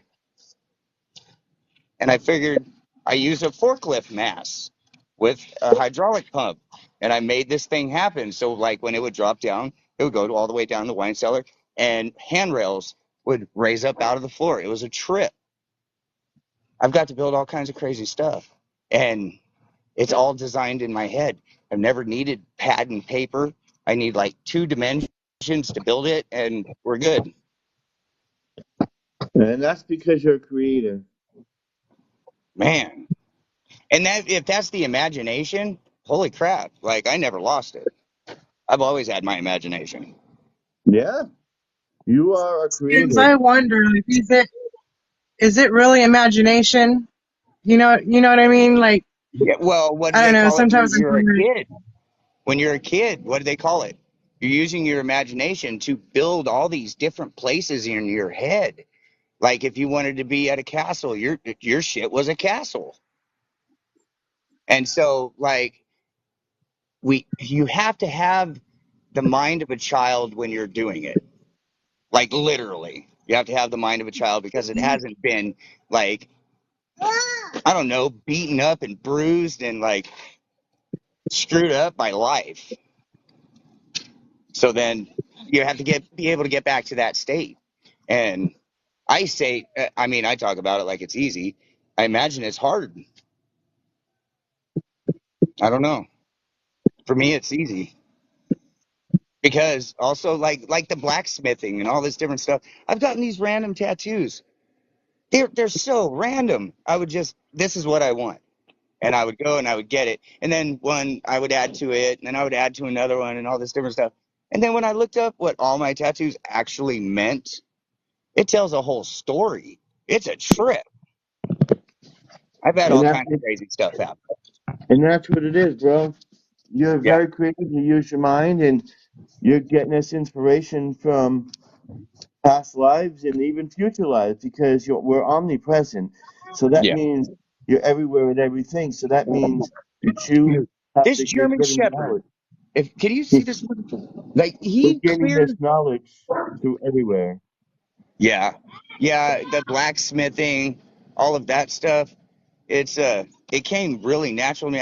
I was doing blacksmith stuff in 8th grade. and it just went from there. I was taking stuff apart in my grandpa's driveway when I was like a year old. That's There's pictures of me doing it. and that's because in your recent, and now here's another thing too. Most likely in your recent life, the thing that you're doing in this life is probably what you did in the last, and it's just carrying over, like a residual effect, because you still have a lot of that memory in there, and that is the newest memory. So and that's where it's coming through. It's coming through into this life. Until you make your contract, as some people say, or you reincarnate, or you come back into a different being. Henceforth, you'll change it up again and say, it's like when you go through your past lives, or like let's say when you go to pass on, you say, okay, this is what worked in this life. This didn't work in this life. That worked in this life. Let's switch it up a little. Let's do this. Let's do that. Let's give them a little more knowledge and creativity in this one, but we'll not give them this and that. You know what I'm saying? I know exactly what you're saying. My 1-year-old's having a meltdown because his brother took the soda. It's horrible. No problem. We all have a meltdown. Well, I can say too. So Some are just me listen up. personally, I do art. I love when I sketch and I paint. I'm in that imagination space, so I understand where you're Yeah, coming from. Like yeah. creating, you have You to have have to. that to create stuff. Like it's just something Well, I never lost either, and I'm so grateful for that gift. yeah, yeah. It's crazy because I love my artistic gift. I love being able to sit down and sketch something they're out or paint something. Cause that's what I do, or do DIY, or all kinds of little things, and I just love it. I always have, and I'm glad I never lost that. And I understand what you're saying because you see the vision in your head, like what you want to do, before you even do it. So yes, it's a beautiful thing, that imagination. And we all need to keep that, and we all need to use it more because that's what it is, the heart of a child. Exactly, because you think of it, when you're a child, your mind is more open. You're more able to see things when you're a child, and you've got a lot more desire to learn. But as you grow up as an adult, you deal with the facets of being a human on the planet, and as time progresses, you start to form into an individual that some people don't like. So, in order to fix that, you have to change who you are by the core of your being and realize this is what I truly am and this is what I want to be. So, yeah, and that's why when Anouk says you have to have the heart of a child but the mind of an adult, that's kind of what we have to do. And that is the key. Oh, there we go, another key. Just filled with a whole keychain, ain't I? Yeah, my keychain's got getting a lot of keys on. It's going to be a heavy one. I know, right? Yeah, it's crazy. This whole thing is crazy. I've been other places my whole life.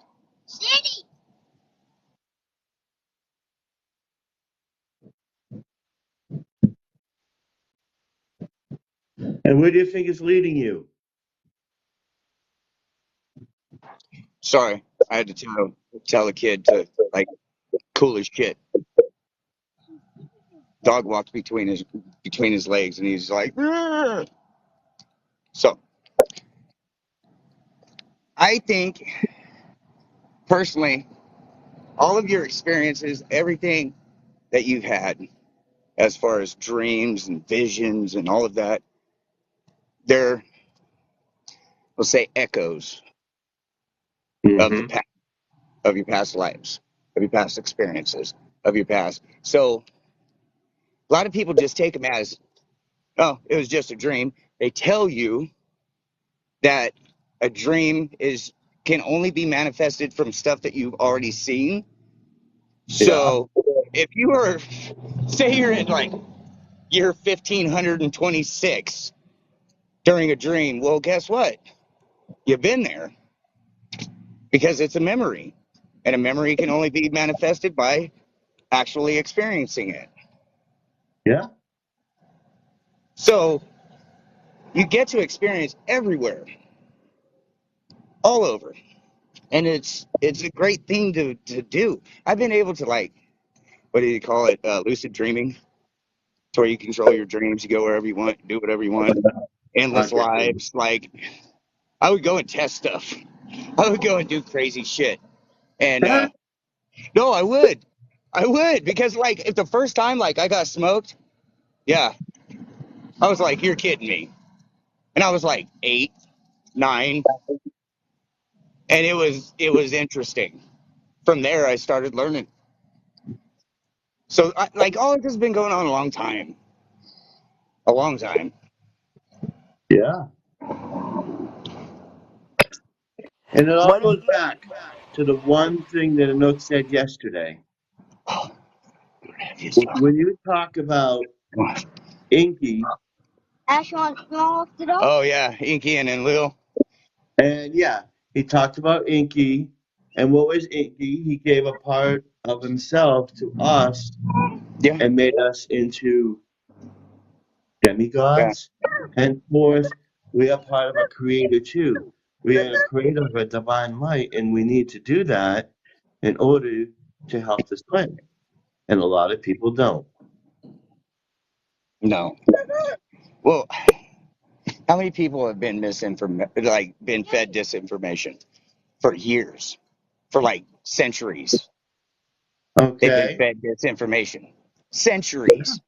So like the real truth, it still does exist. It still is out there, and it hasn't been fabricated, and it hasn't been brought over, and it hasn't been messed with, or it's out there, and we're finding more and more and more of it, and it's just proving more and more and more of those labeled crazy people are right.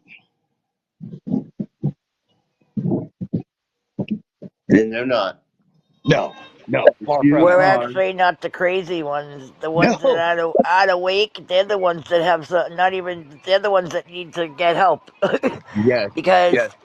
if they can't see what's really going on, it's really, it saddens me. It breaks my heart that people are actually blind. Like, it really hurts my heart because that's who I am. I want everybody to see how beautiful and what things really are, you know?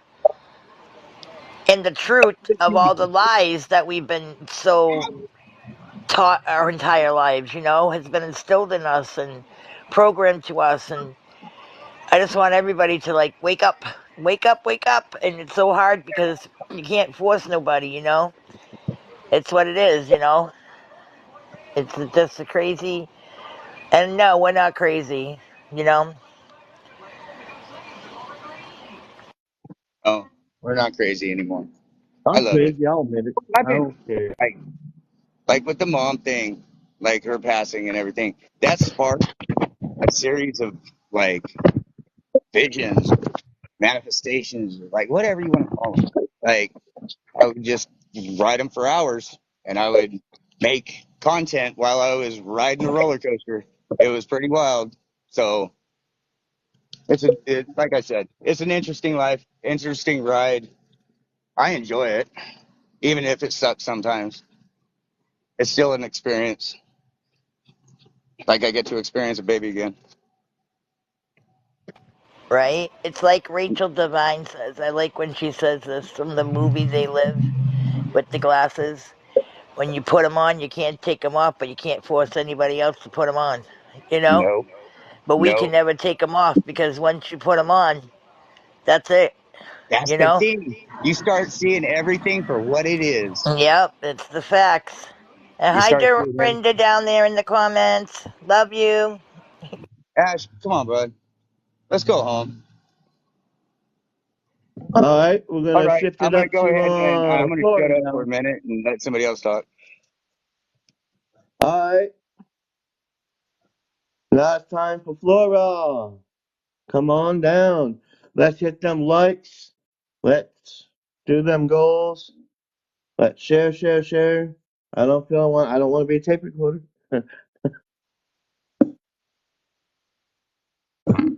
Laura, are you there? You're doing good on your donuts, everybody. I'm Doing really here. Thank good. you.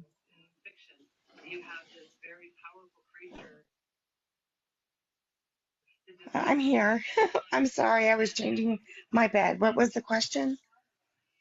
Past lives.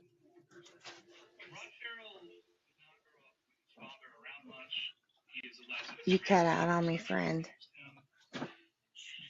Where the topic is about past lives and if you had any or not.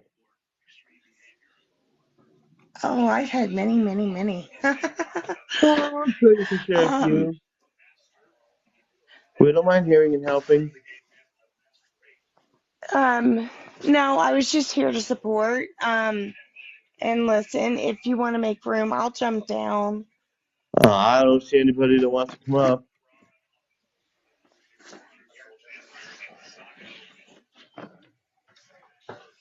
When you Okay. are ready to share, I'd like to hear them. I'm Yeah, when trying you're to ready. figure out mine too. Listening to everybody's thing, it helps a lot. So when you are ready, I'm ready to listen. Okay. Just when you're Give ready. me just, yeah, if you can give me just about 5 minutes, I'll be ready. Okay, no problem.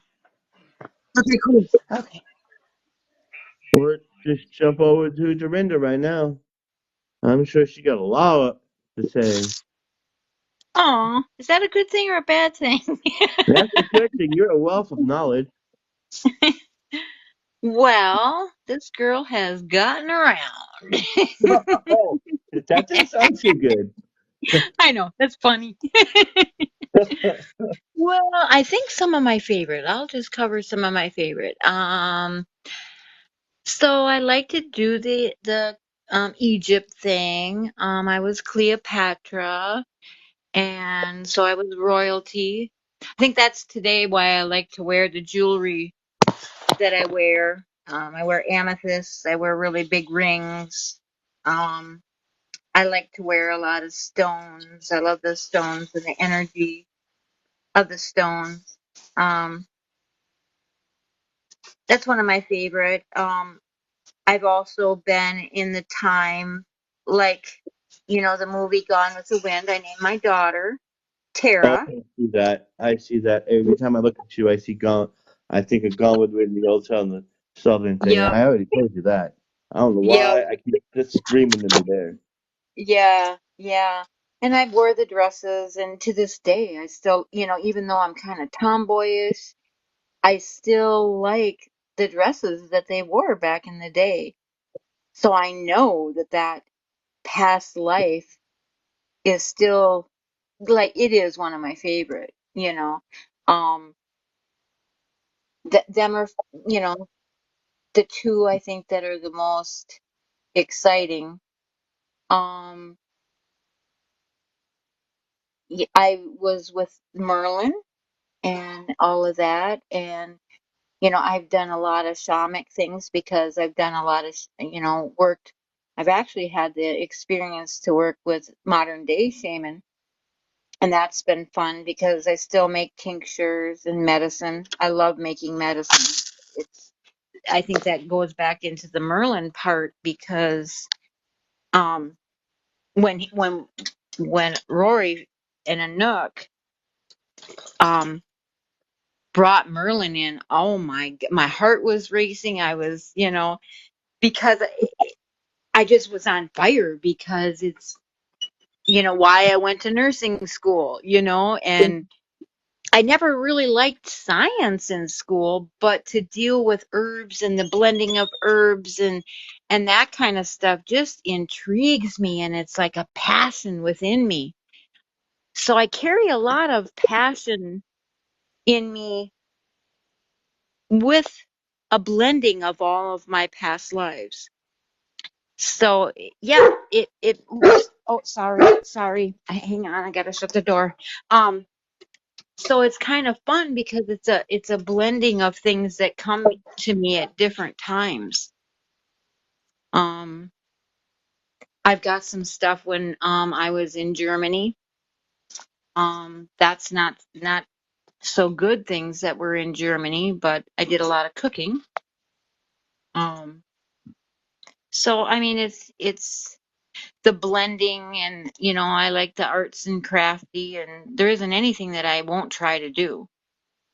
I never, I remodeled a bathroom and didn't even know what I was doing by myself because I like the challenge of it Creative. and I like to build, but I wasn't always a woman in each of my lives either. In the military and things like that, I was a man. And that might come where I have not a harshness in me, but I don't get butt hurt. I don't, it takes a lot. I don't, I put my big girl panties on and I take it and whatever. And I think that's part of that culture of then being a man. And most of my friends in my whole lifetime have been men. I get along with men as friends better than I do women because I don't do drama. I can't stand drama. It drives me batshit. I just, it's, and then I get that attitude sometimes. Well, why you butthurt about that? Put your big girl panties on and, you know, suck it up, buttercup, but I can't always Oh, be like that's that, you know. damn So TikTok. that's, what's that? What? I didn't hear you. What? Hello? Did it freeze up and die on me again? No, I'm here. Oh, Can you hear me? No, you can't. Yes, you can. I can hear you, but I think he's Okay. frozen. Oh, yeah. Squishy, you're gorgeous. So, can anybody do it? Okay. It was happening there for a moment. Epsilon, put yourself in a small box, put somebody else up, and then put yourself back in, and then that will catch What? everything back up. somebody's Okay, mic I is can't on. hear. Somebody's mic is on. take. Are you caught up, Epsilon? Yeah. Okay.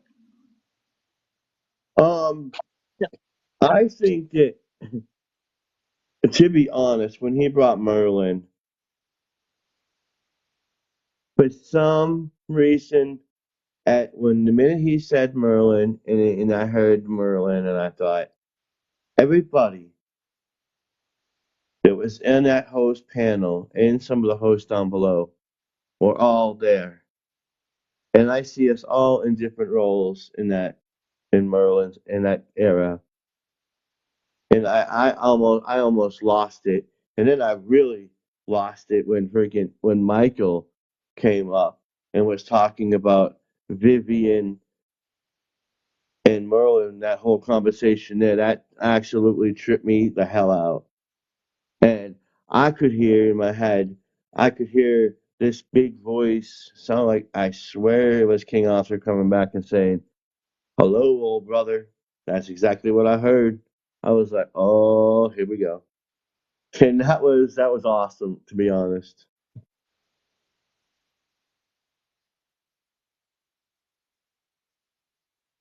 I also Oh, go back to a time um when oh of Avalon and that part, but it's what's interesting to me, and I'm not quite sure, and maybe you could even give me some light on this one.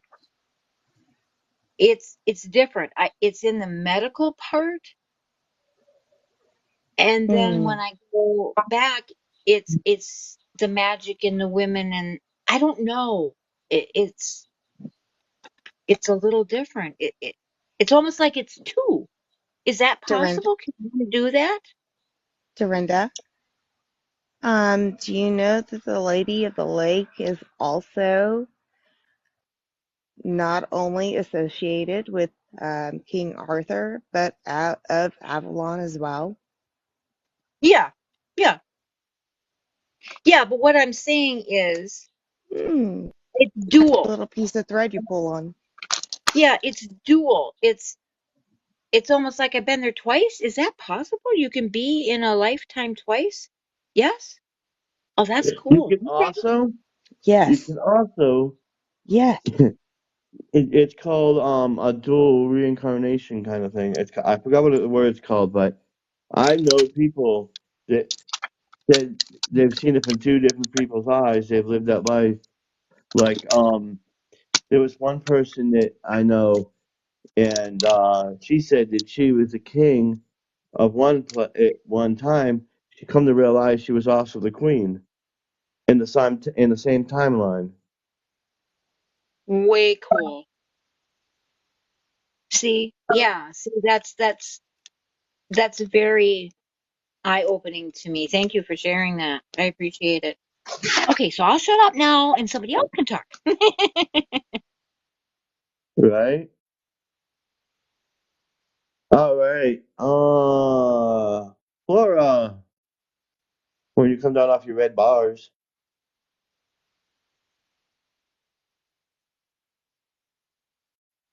I get to where I hate I'm them here. little red bars. My goodness. Yes, Can you hear Michael, me? you were in Atlantis. But That's why we have to have a Hold on just a discussion sec. about that.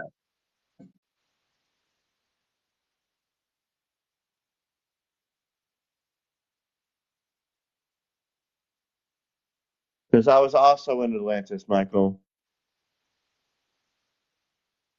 And a lot of us were there too. I remember seeing a mermaid with red hair there,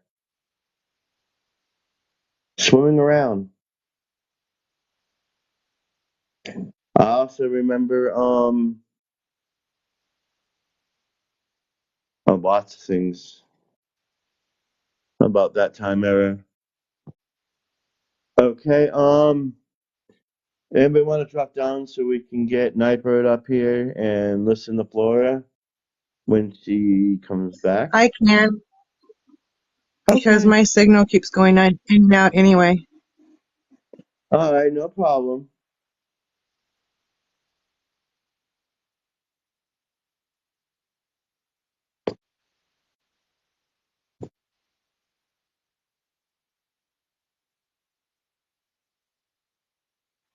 You might have to kick me out unless I exit the live. Alrighty then. Let's go. Alrighty. Where's the little birdie? Here, birdie, birdie, birdie. Oh, there you are. Oh, I got Falcon.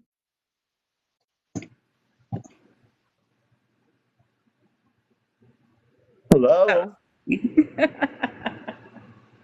Welcome back. Uh, Flora, Can you hear me? I can hear you. Okay. I just wanted to jump up back into the comments for just a second, to touch on Honey, with Archangel Michael. Um, please continue to channel with him and open yourself up, to also the creative side. Please look into, um, his twin flame, the female energy. Her name is Lady Faith. And that's all I'm going to give you, but that's a good start for you.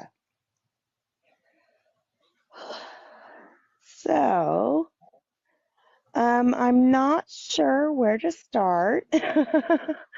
um, so Epsilon, I'm going to actually let you ask the question because it kind of helps guide me a little bit, if you don't mind. 1 second.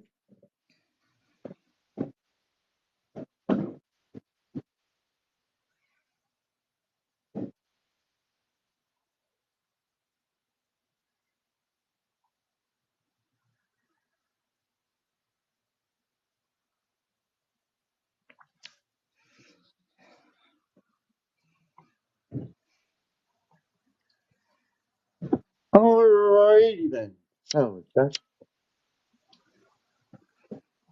all right. Oh, let's see. Where were we? We got 45 minutes. Let's see who. Laura. Question. Do you what is the most recent the past life you remember the most? My most recent past life. So I was an actual Indian, Osage Indian. She's an ancestor of mine. And she was an actual shaman priestess. But she was also a very, very strong warrior.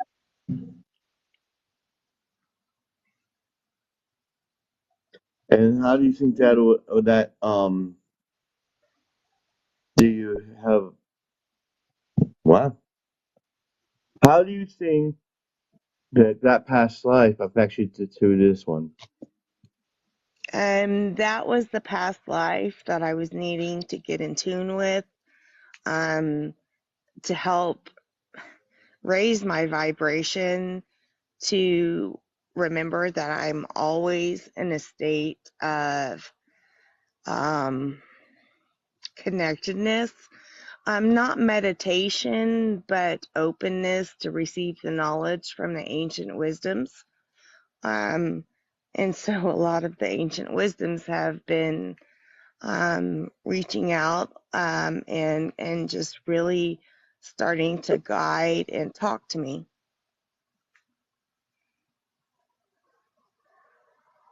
And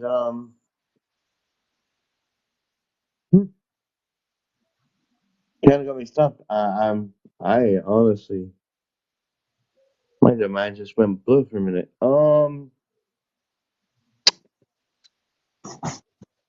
Can For I tell you you, something that you're I gonna love? For you, I'm the Lady Morgana. Hmm? Yeah. that's probably why. Oh, oh Lordy Lord, this just gets better and better. And what? Oh my! Why or something? I had that feeling. I knew there was a Why Morgana. did I I didn't know where think she that was. earlier? That There trips me was out.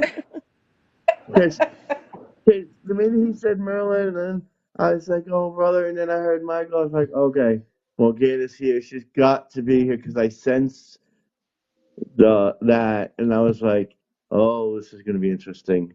And nobody said Morgana, so I'm like, "Oh my God, where is she? I know she's there." But in order to get inside each past life, I would resonate with that area or something similar to that area, and Hmm. eat the kind of foods that you want to remember that in, or do the same actions or something. Hmm. That's how I normally did it too. Hmm. When you want to go to a past life, or you think of it, you you do that, and that's how you can learn more about it. But here's the thing, like, um, she is so beautiful. She's so passionate about what she believed in. And she doesn't want us just to remain in the ancient wisdom. She wants us to learn, obviously, from past mistakes and that type of thing. But she really wants to help elevate us into our magical selves at the higher realms, the higher dimensions. She wants to see us in 12D. She wants to see us in those infinite dimensions. Thank you for the love. Yeah, that's probably why I felt an energy from around you, and I'm like, I don't know, Oh, I've always loved your energy. You've always been amazing. because in that past life, him and Morgan, him and her, they had a lovely beginning, but it just went rocky. Hmm. So I'm like, oh. Well, thank you for the love. Much love, everybody. I hope Yeah. this is just as good as the other live. But I still like that manifesting live. That was awesome. Anybody else have anything they want to add? Or do you still have more to say? I'm just loving this. I'm loving it. This is just great. I know, right? Yeah, I love it too. Like, I love how deep, like, everybody's moving at their own pace, so it doesn't matter who's, But what I'm saying is, I love hearing the stories of the ones who remember so deeply, who that you were something that strong in the past. I can't wait to have that connection. I know it's going to happen when it's my time, because I'm already starting to do things now, that I didn't think I could before, and they're now happening. So we can't wait for that to occur. I love hearing all the stories. All right. I'm trying to catch the rabbit here, but he keeps slipping away. And I don't see the rabbit. Is he here? I keep seeing the rabbit popping in and out, but then I try to catch the rabbit. He goes down the rabbit hole before you can catch him. Come on, rabbit. I Tricks feel are like for kids. Stay in the thing.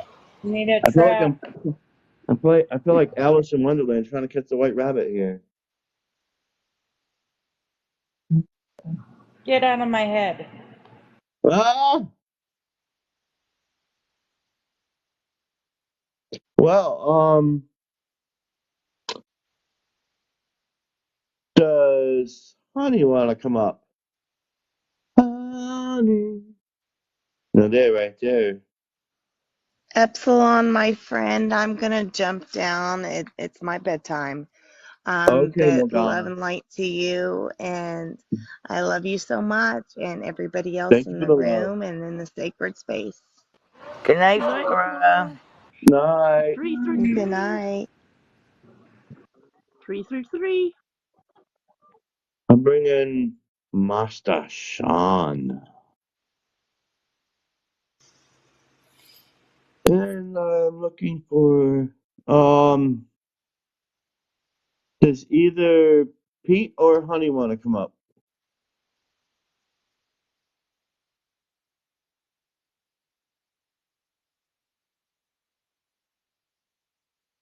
Neither? Both? All? Is Pete Okay. here? I feel like I'm playing the lottery here.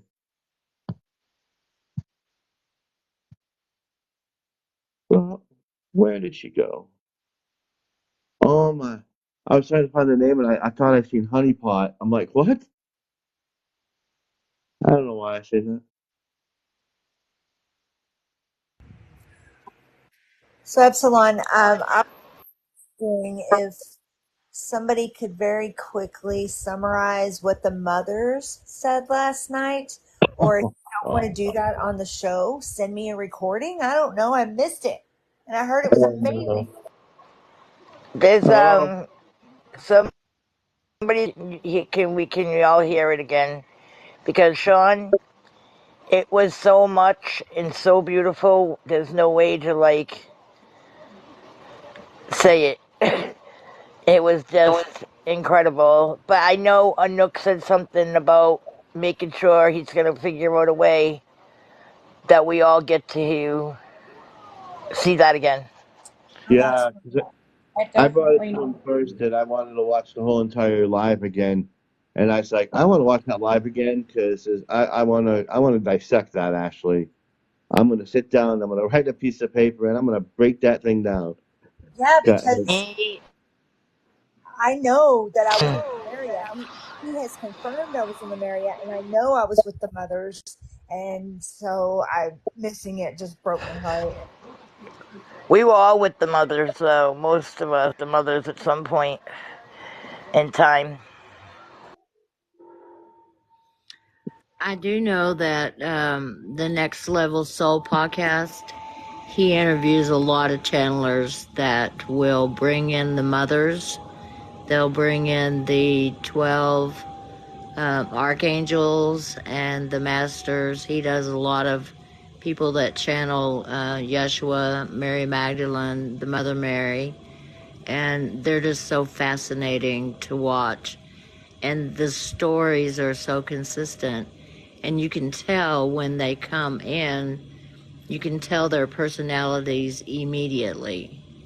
It's like you just get to where you know their energy just from watching them, even with a different channeler. You know exactly who it is as soon as they start talking. But Who last was night, who was um, it? Can you say the the name? the next level soul podcast, Alex Ferraris, he's on YouTube, and he just brings in the most amazing channelers. And again, they're so consistent. It's this, he doesn't bring in people that aren't true. And you can tell their personalities. You learn their personalities and their mannerisms, and you can see the changes in the channelers when these people come in. But that's where I've listened to Mary Magdalene, Mother Mary. There's a group called the Council where there are just many different ones, and there's a TikToker here. His name is Asiel the Oracle, and he channels. I was talking about him last night, honey, and how I seen you on there. I adore him. I was on his very first live that he ever came on, and I've been with him ever since the beginning. He took us on this whole vulnerable journey that he was on, trying to explore and learn who he was, and we've all been with him since the beginning.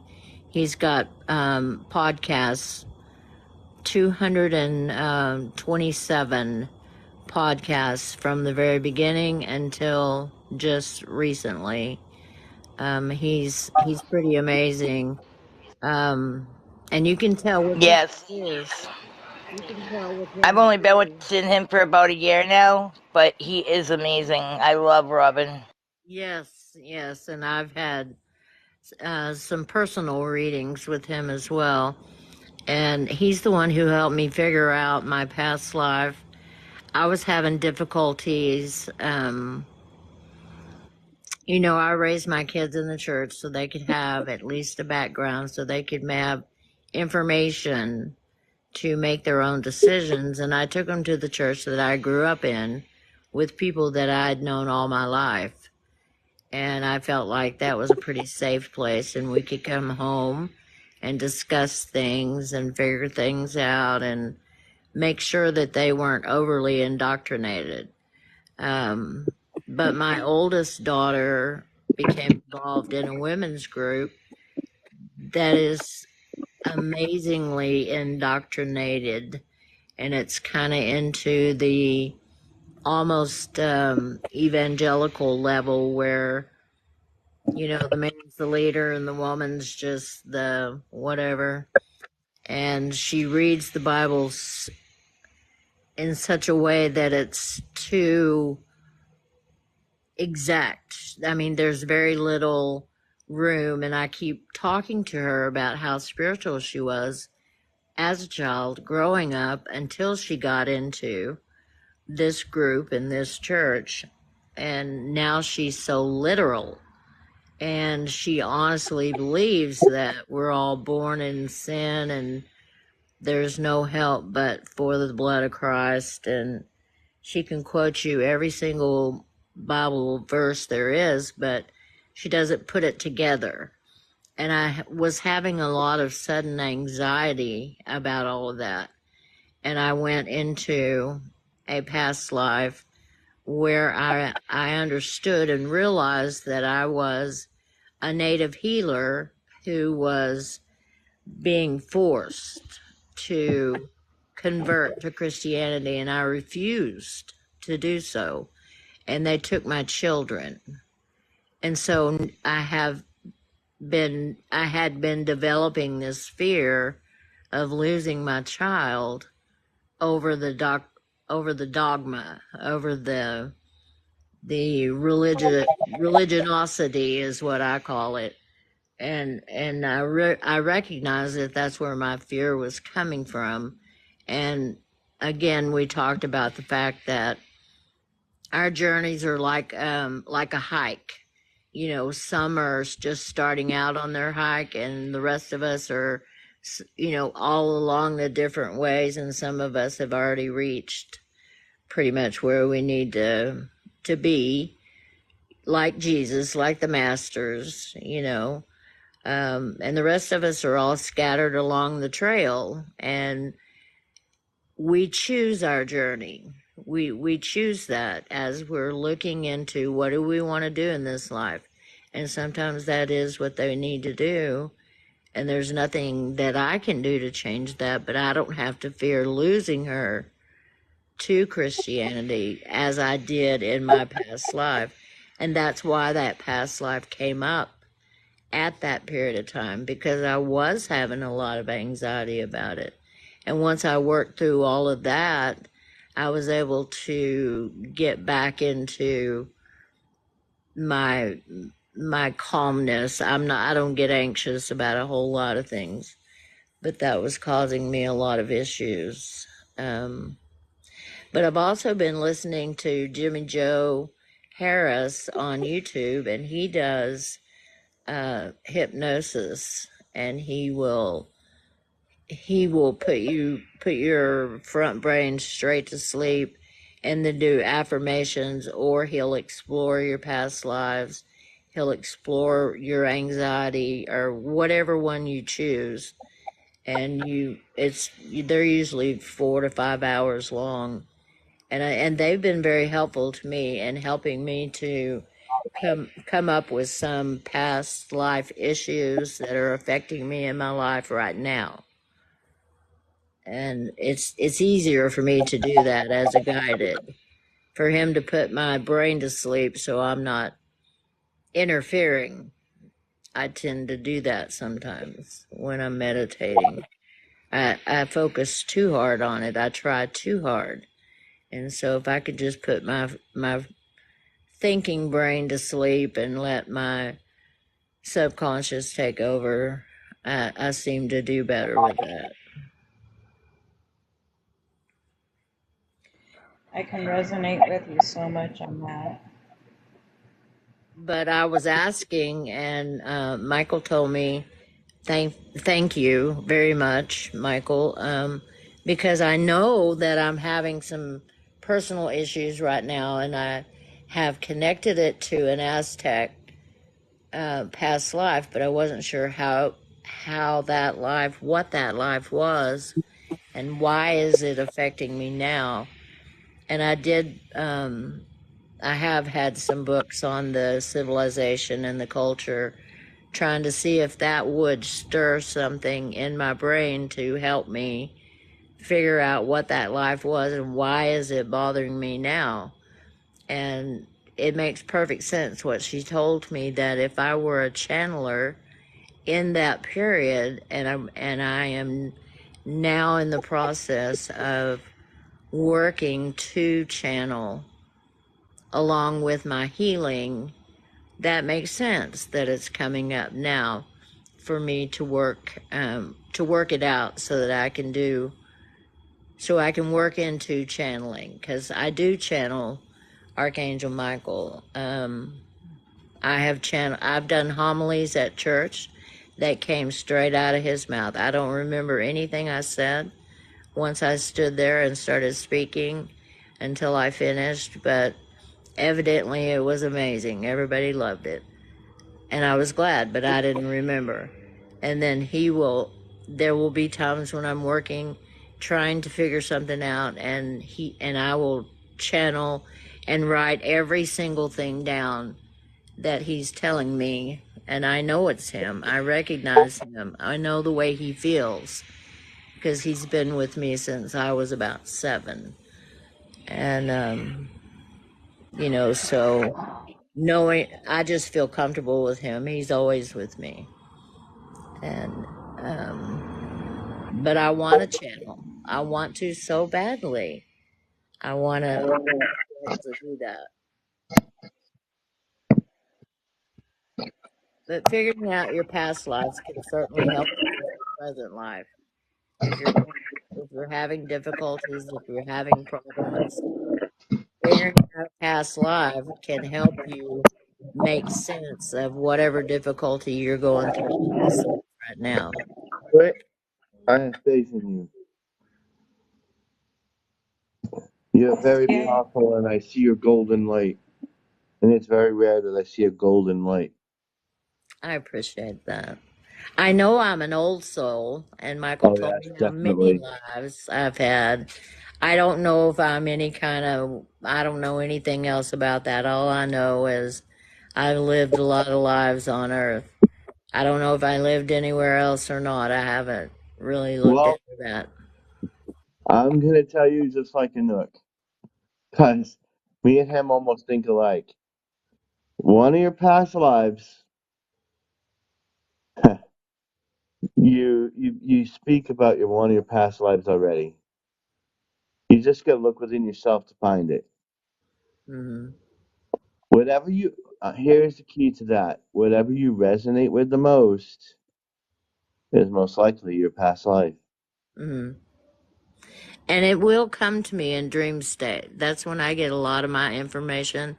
But I've been getting so many downloads, and it's almost scary sometimes because if I'm driving and I'm getting these massive downloads, sometimes I have to pull over and just let it pass because I can't concentrate on anything else, and I don't want to miss it, you know.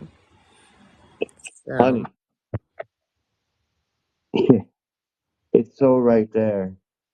mm, It's screaming right now. I can hear it. And even the beings inside of me are going, oh, she's so close. I can feel it. I can taste it. I Oh want yeah. it. And when you find out, it's gonna be a big shock. So the only thing I can suggest is remember the story what you said the other, what was it? In the next live the other day. The answer is in there. Hmm. Okay. 'Cause, yeah, the minute I heard you speak, I knew. Mhm. And Well, I'm ready. I'm very ready. I would just Also, focus on that and try to get in that kind of environment until whatever might make you feel comfortable with, and see where it goes. Mhm. I'm working on it. Were you going to tell me something? remember, honey, you when you're on with the nuke, you can ask him your soul age or whatever. He'll let you know how old you are. Well, Michael did. She told me. 536, I believe she said. Oh, okay. I think you're older. You are so knowledgeable, but that is a good age. It's good, but Well, I just feel you have a wealth of knowledge in you. Like, I read. I read all the time. I've always read. I grew up on the edge of a national forest between Arkansas and Tennessee. I spent all my days in the trees reading my books, reading everything, finding everything I could get my hands on. And I'm old, so I would go to the library and bring home 15, 20 books and read them all, take them back, get some more, and just read all the time. And so, I would discern and look at what I was reading and see if it made sense. But Mary Magdalene has always been so fascinating to me. I knew it was wrong. I knew it was wrong when I read it, and I've read the Bible so many times. And I just knew it was all wrong. There were some things in there that are very good and good. It's a basis for being a good person, and there were things in there that they actually did get mostly down, but so much more of it is just political bullshit, you know. Pretty much. Absolutely. And I resonate with Mary Magdalene too. I love her. I just want to know everything about her. I do too, and ever since I was a child. And then when I see her channeled and I hear her with the consistent channels, she just has such a little attitude, and I love it. And she's kind of getting tired of being portrayed as all the different things she was portrayed at. I think it gets on her nerves that people think she was nothing. And she wants people to know that Anthony and Mary both did a lot of work with Yeshua, and he would not have been able to accomplish all that he did without those two. And yes, And there's another one though with the right now. Oh my God, what is it called? I heard it the other day, and Joshua's little sister talking about Mary Magdalene and how she was her teacher and how she loved her very much, and she talks all about Yeshua and Mary Magdalene's relationship, and she's channeling, but she's as Joshua's little sister. Well, their families were very close, and they knew that they were promised as children.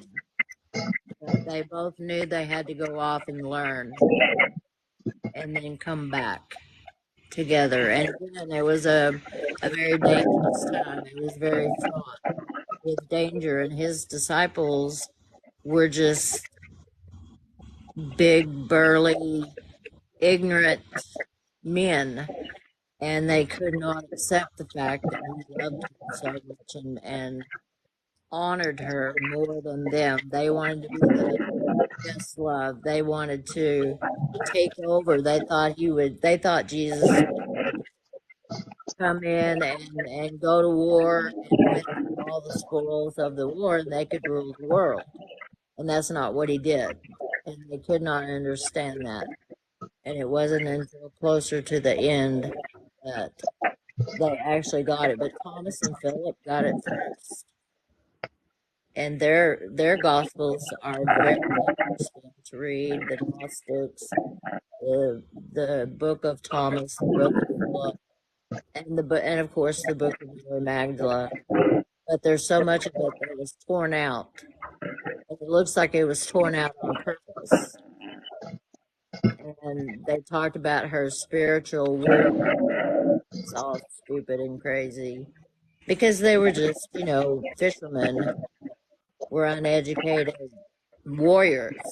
They were just out to cause a war, win a war, kind of thing.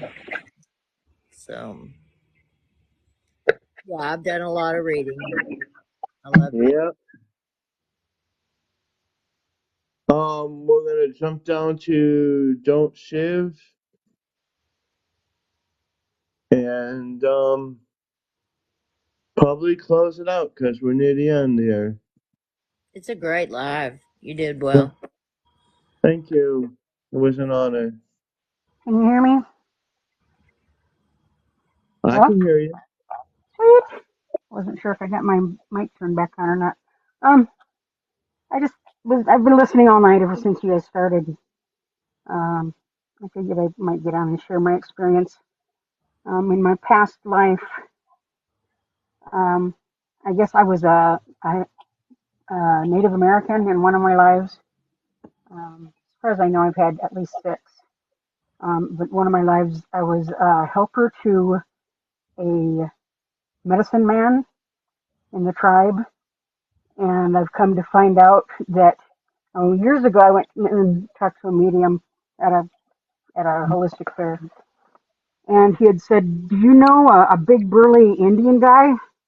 And it was like, I mean, not closely or anything. I know a lot of Native Americans, and he said, "Well, you've got one sitting right behind your shoulder." And it's like, "Really?" And he said, "Yeah, he watches over you." And I was like, "Well, that's kind of cool." And since then, recently, well, within the last few years, I've found out what my guides' names are, and one of them is Bick, and Bick is a big, burly medicine man, and I guess I was his helper, and that's probably part of the reason that I was wanted to be a nurse and went to nursing school. I was told by another lady she told me, her friend actually that introduced me, told me that she was the um, highest or most powerful Wiccan in the Northwest of the United States. And she was very interesting. She told me that I was a healer. She said, "You're a very powerful healer."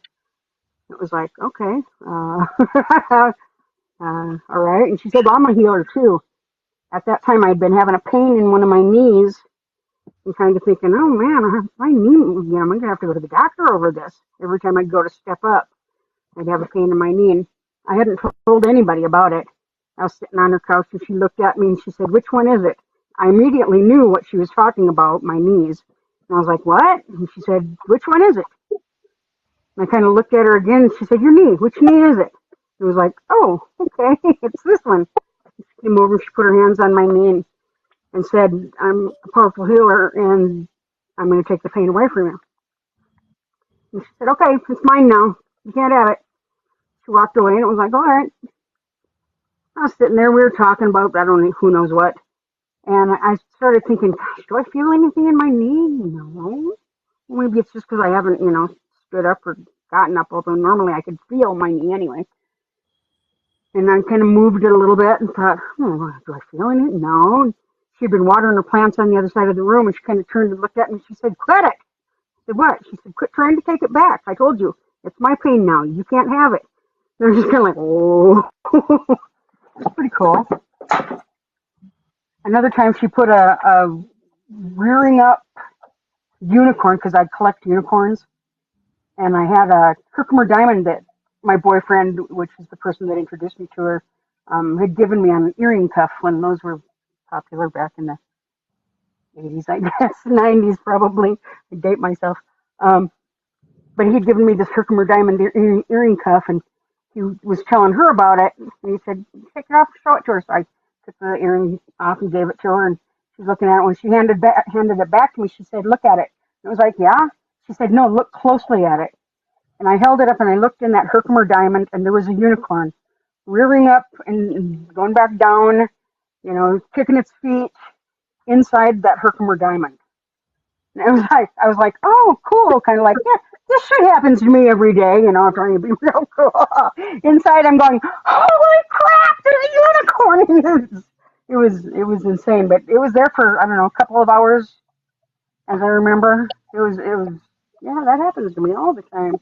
But she had people that she was teaching how to clear crystals, and they were able to take a cloudy crystal or a cracked up crystal and heal it and make it completely clear and beautiful. It was pretty cool. I know another past life. I was hypnotized by a guy on TikTok, Joey Labassiere, if any of you know him. He's amazing. And he worked with me to delve into my past lives. And I'm not very hypnotizable at all. I mean, it's a struggle to get me down deep enough to where, we could do very much. And we kind of gave up after a few sessions because it just my mind fights it too much. But we had gotten to one of my lives where I was a little girl, and there was some preacher guy that was in charge of us, a whole room of girls, we were all there, and we were all just scared to death of him. He was a bad man, and we were kind of trying to hide, and so he didn't notice us, and it was kind of a strange past life regression. But yeah, I thought I'd share. That's wonderful. How do you think that that's going to apply to your life today? Oh, I don't know. I wonder if, boy, that's a loaded question. Um, hmm. Well, like I said, I've always been into medicine. I always know stuff. It's like even when I was barely in school, everybody was like, "Man, you're good. You know what you're doing." And it's like, I don't know how, but okay. But anytime anybody, it's still people to this day call me up. I got hit by a car walking to school, so I never got to finish my nursing Did degree. you ever think about being a writer? No. Well, actually, no, I lie. I just lie. I wrote a children's book that I'm trying to figure out how to get published. Several episodes. I knew it. So yeah, I actually have written some stuff, but I've never thought about being a writer. No. Yeah, Why? I would work. It sounds like you're really good with the medicine and the writing. For some Yeah. obscure reason, yeah, that's what I got. Huh. Those are Yeah. your two strongest points. I've Anybody never else? really liked my writing. I'm always too critical. Like when I try to write music, I'm a musician, and that's one of those things that I can play every instrument. Some of them not so great, but I can just pick them up and figure them out real quickly. And so I know I've got to have gotten that from a past life because none of my family members, I'm adopted, and neither the ones that are birth relatives to me, because I have met my birth mom and birth dad, nor the family that I grew up with, my wonderful mom and dad, who I considered my real mom and dad. They raised me. But nobody's musical. Nobody. And I just seem to have gotten into I have perfect pitch, which I found out when I was in high school. And not a lot of people have perfect pitch. But yeah, so I had to have gotten that from somewhere else. Not from my current families. All that stuff is locked within yourself. Like I said earlier, I don't know if you were here, that we're all knowing, we're all being, we've been in the future, we've been in the past. That's why you keep having these, some people have these dreams and premonitions, but the thing that changes, some dreams we have go into a parallel timeline. So the things we alter today will alter the future. And with the past lives, with all the past lives that you have, like I said earlier, that all the DNA and all those memories are living within inside of you because that's how we're made. And the energy in the water inside of us also bring life to that. So when we get active and we eat the foods, the healthy foods we need to eat, and we get in the right vibration, it's going to activate that water and then the electricity within our souls and within our bodies. And the soul, and when that ignites, it then turns to DNA and it triggers the DNA and it opens up a memory of a past life in a dream, a vision, and premonition, and that's how it starts. Oh, I have known things since probably my late teens that I remember that I've known things that there's no way I should have known. And sometimes I know things, and when I say I know this, it's because it's my gut that tells me, and I know it. And I've learned to listen to it because it's never freaking wrong. And I've not listened to it in my life, and I've found myself in a world of trouble. And I'm 59 years old. I finally have learned to listen to myself when things come to me. It's it's a big thing. But Age is only a number. I've talked to all you young women that say you're old. Come on now. Oh, I'm old, but I will never grow up. My body has age on it, but I will never grow up. Oh Never, yeah, ever. totally. That's I exactly how we should refuse. be. Yeah, I refuse. It's just not gonna. It's not part of me. It's not who I am. You know, I can be If I could look professional in down my this, work life, but nah, I could look that's down not this me. panel and I actually see people's true age. Kind of I'm, funny, actually. I'm proud of how old I am. I've worked really hard to get here. So you know, I'm really Yeah. 95. Then here I was trying to make people think that I looked good for my age. You know. You're all beautiful souls. Yeah. And it was great having you all here. Trina's gonna close it out, and it was great having everybody here. Um, send the gifts, any gifts that you want, to the people on the panel, or if you want to just keep on trying to help me out, you can do that. It's a shame I didn't reach 50K likes though, but you know it is what it is. And it's a shame that we didn't get many people in here to hear this word and message. Well, it'll be on YouTube. You just click my that card bio, whatever the thing's called here. You'll see your little YouTube button. You can click that. You can go to all the videos of my past lives. Maybe you might get a good Oh, laugh because it's pretty funny. Mm-hmm. well, that was So, awesome. It was a great show. It was a It wonderful was. show. You got something out of me, so that's a plus. right. Thank you for everybody being up here on the panel. We wouldn't have a show You're all without you. wonderful. Well, thank you for having us. No problem. Anytime. The next show will probably be a Nook's show. I know I'm plugging his. Will probably be about Friday. We'll have one Friday and Saturday at about what is it, Trina? 6 Pacific to 10, 11, 12, whatever time. Okay. It, 3, 4, 5. And I think Eastern time it's like 9 o'clock to whenever he feels like it, whatever the flow of the energy is. It was great. Thank you for coming. I think Trina wants to sing a song. No? Bye all. It was an honor being here. I hope you enjoyed it. Good night, guys. Love you all. bye, Good Jessica, night. Thank you. Linda, Thank Hopi, you. Nightbird, Love everybody. Michael. Love, Sleep love, sweet. Have love, a great love, night. love, ladies and gentlemen. Good night, honey. Good Good night, night. Liz.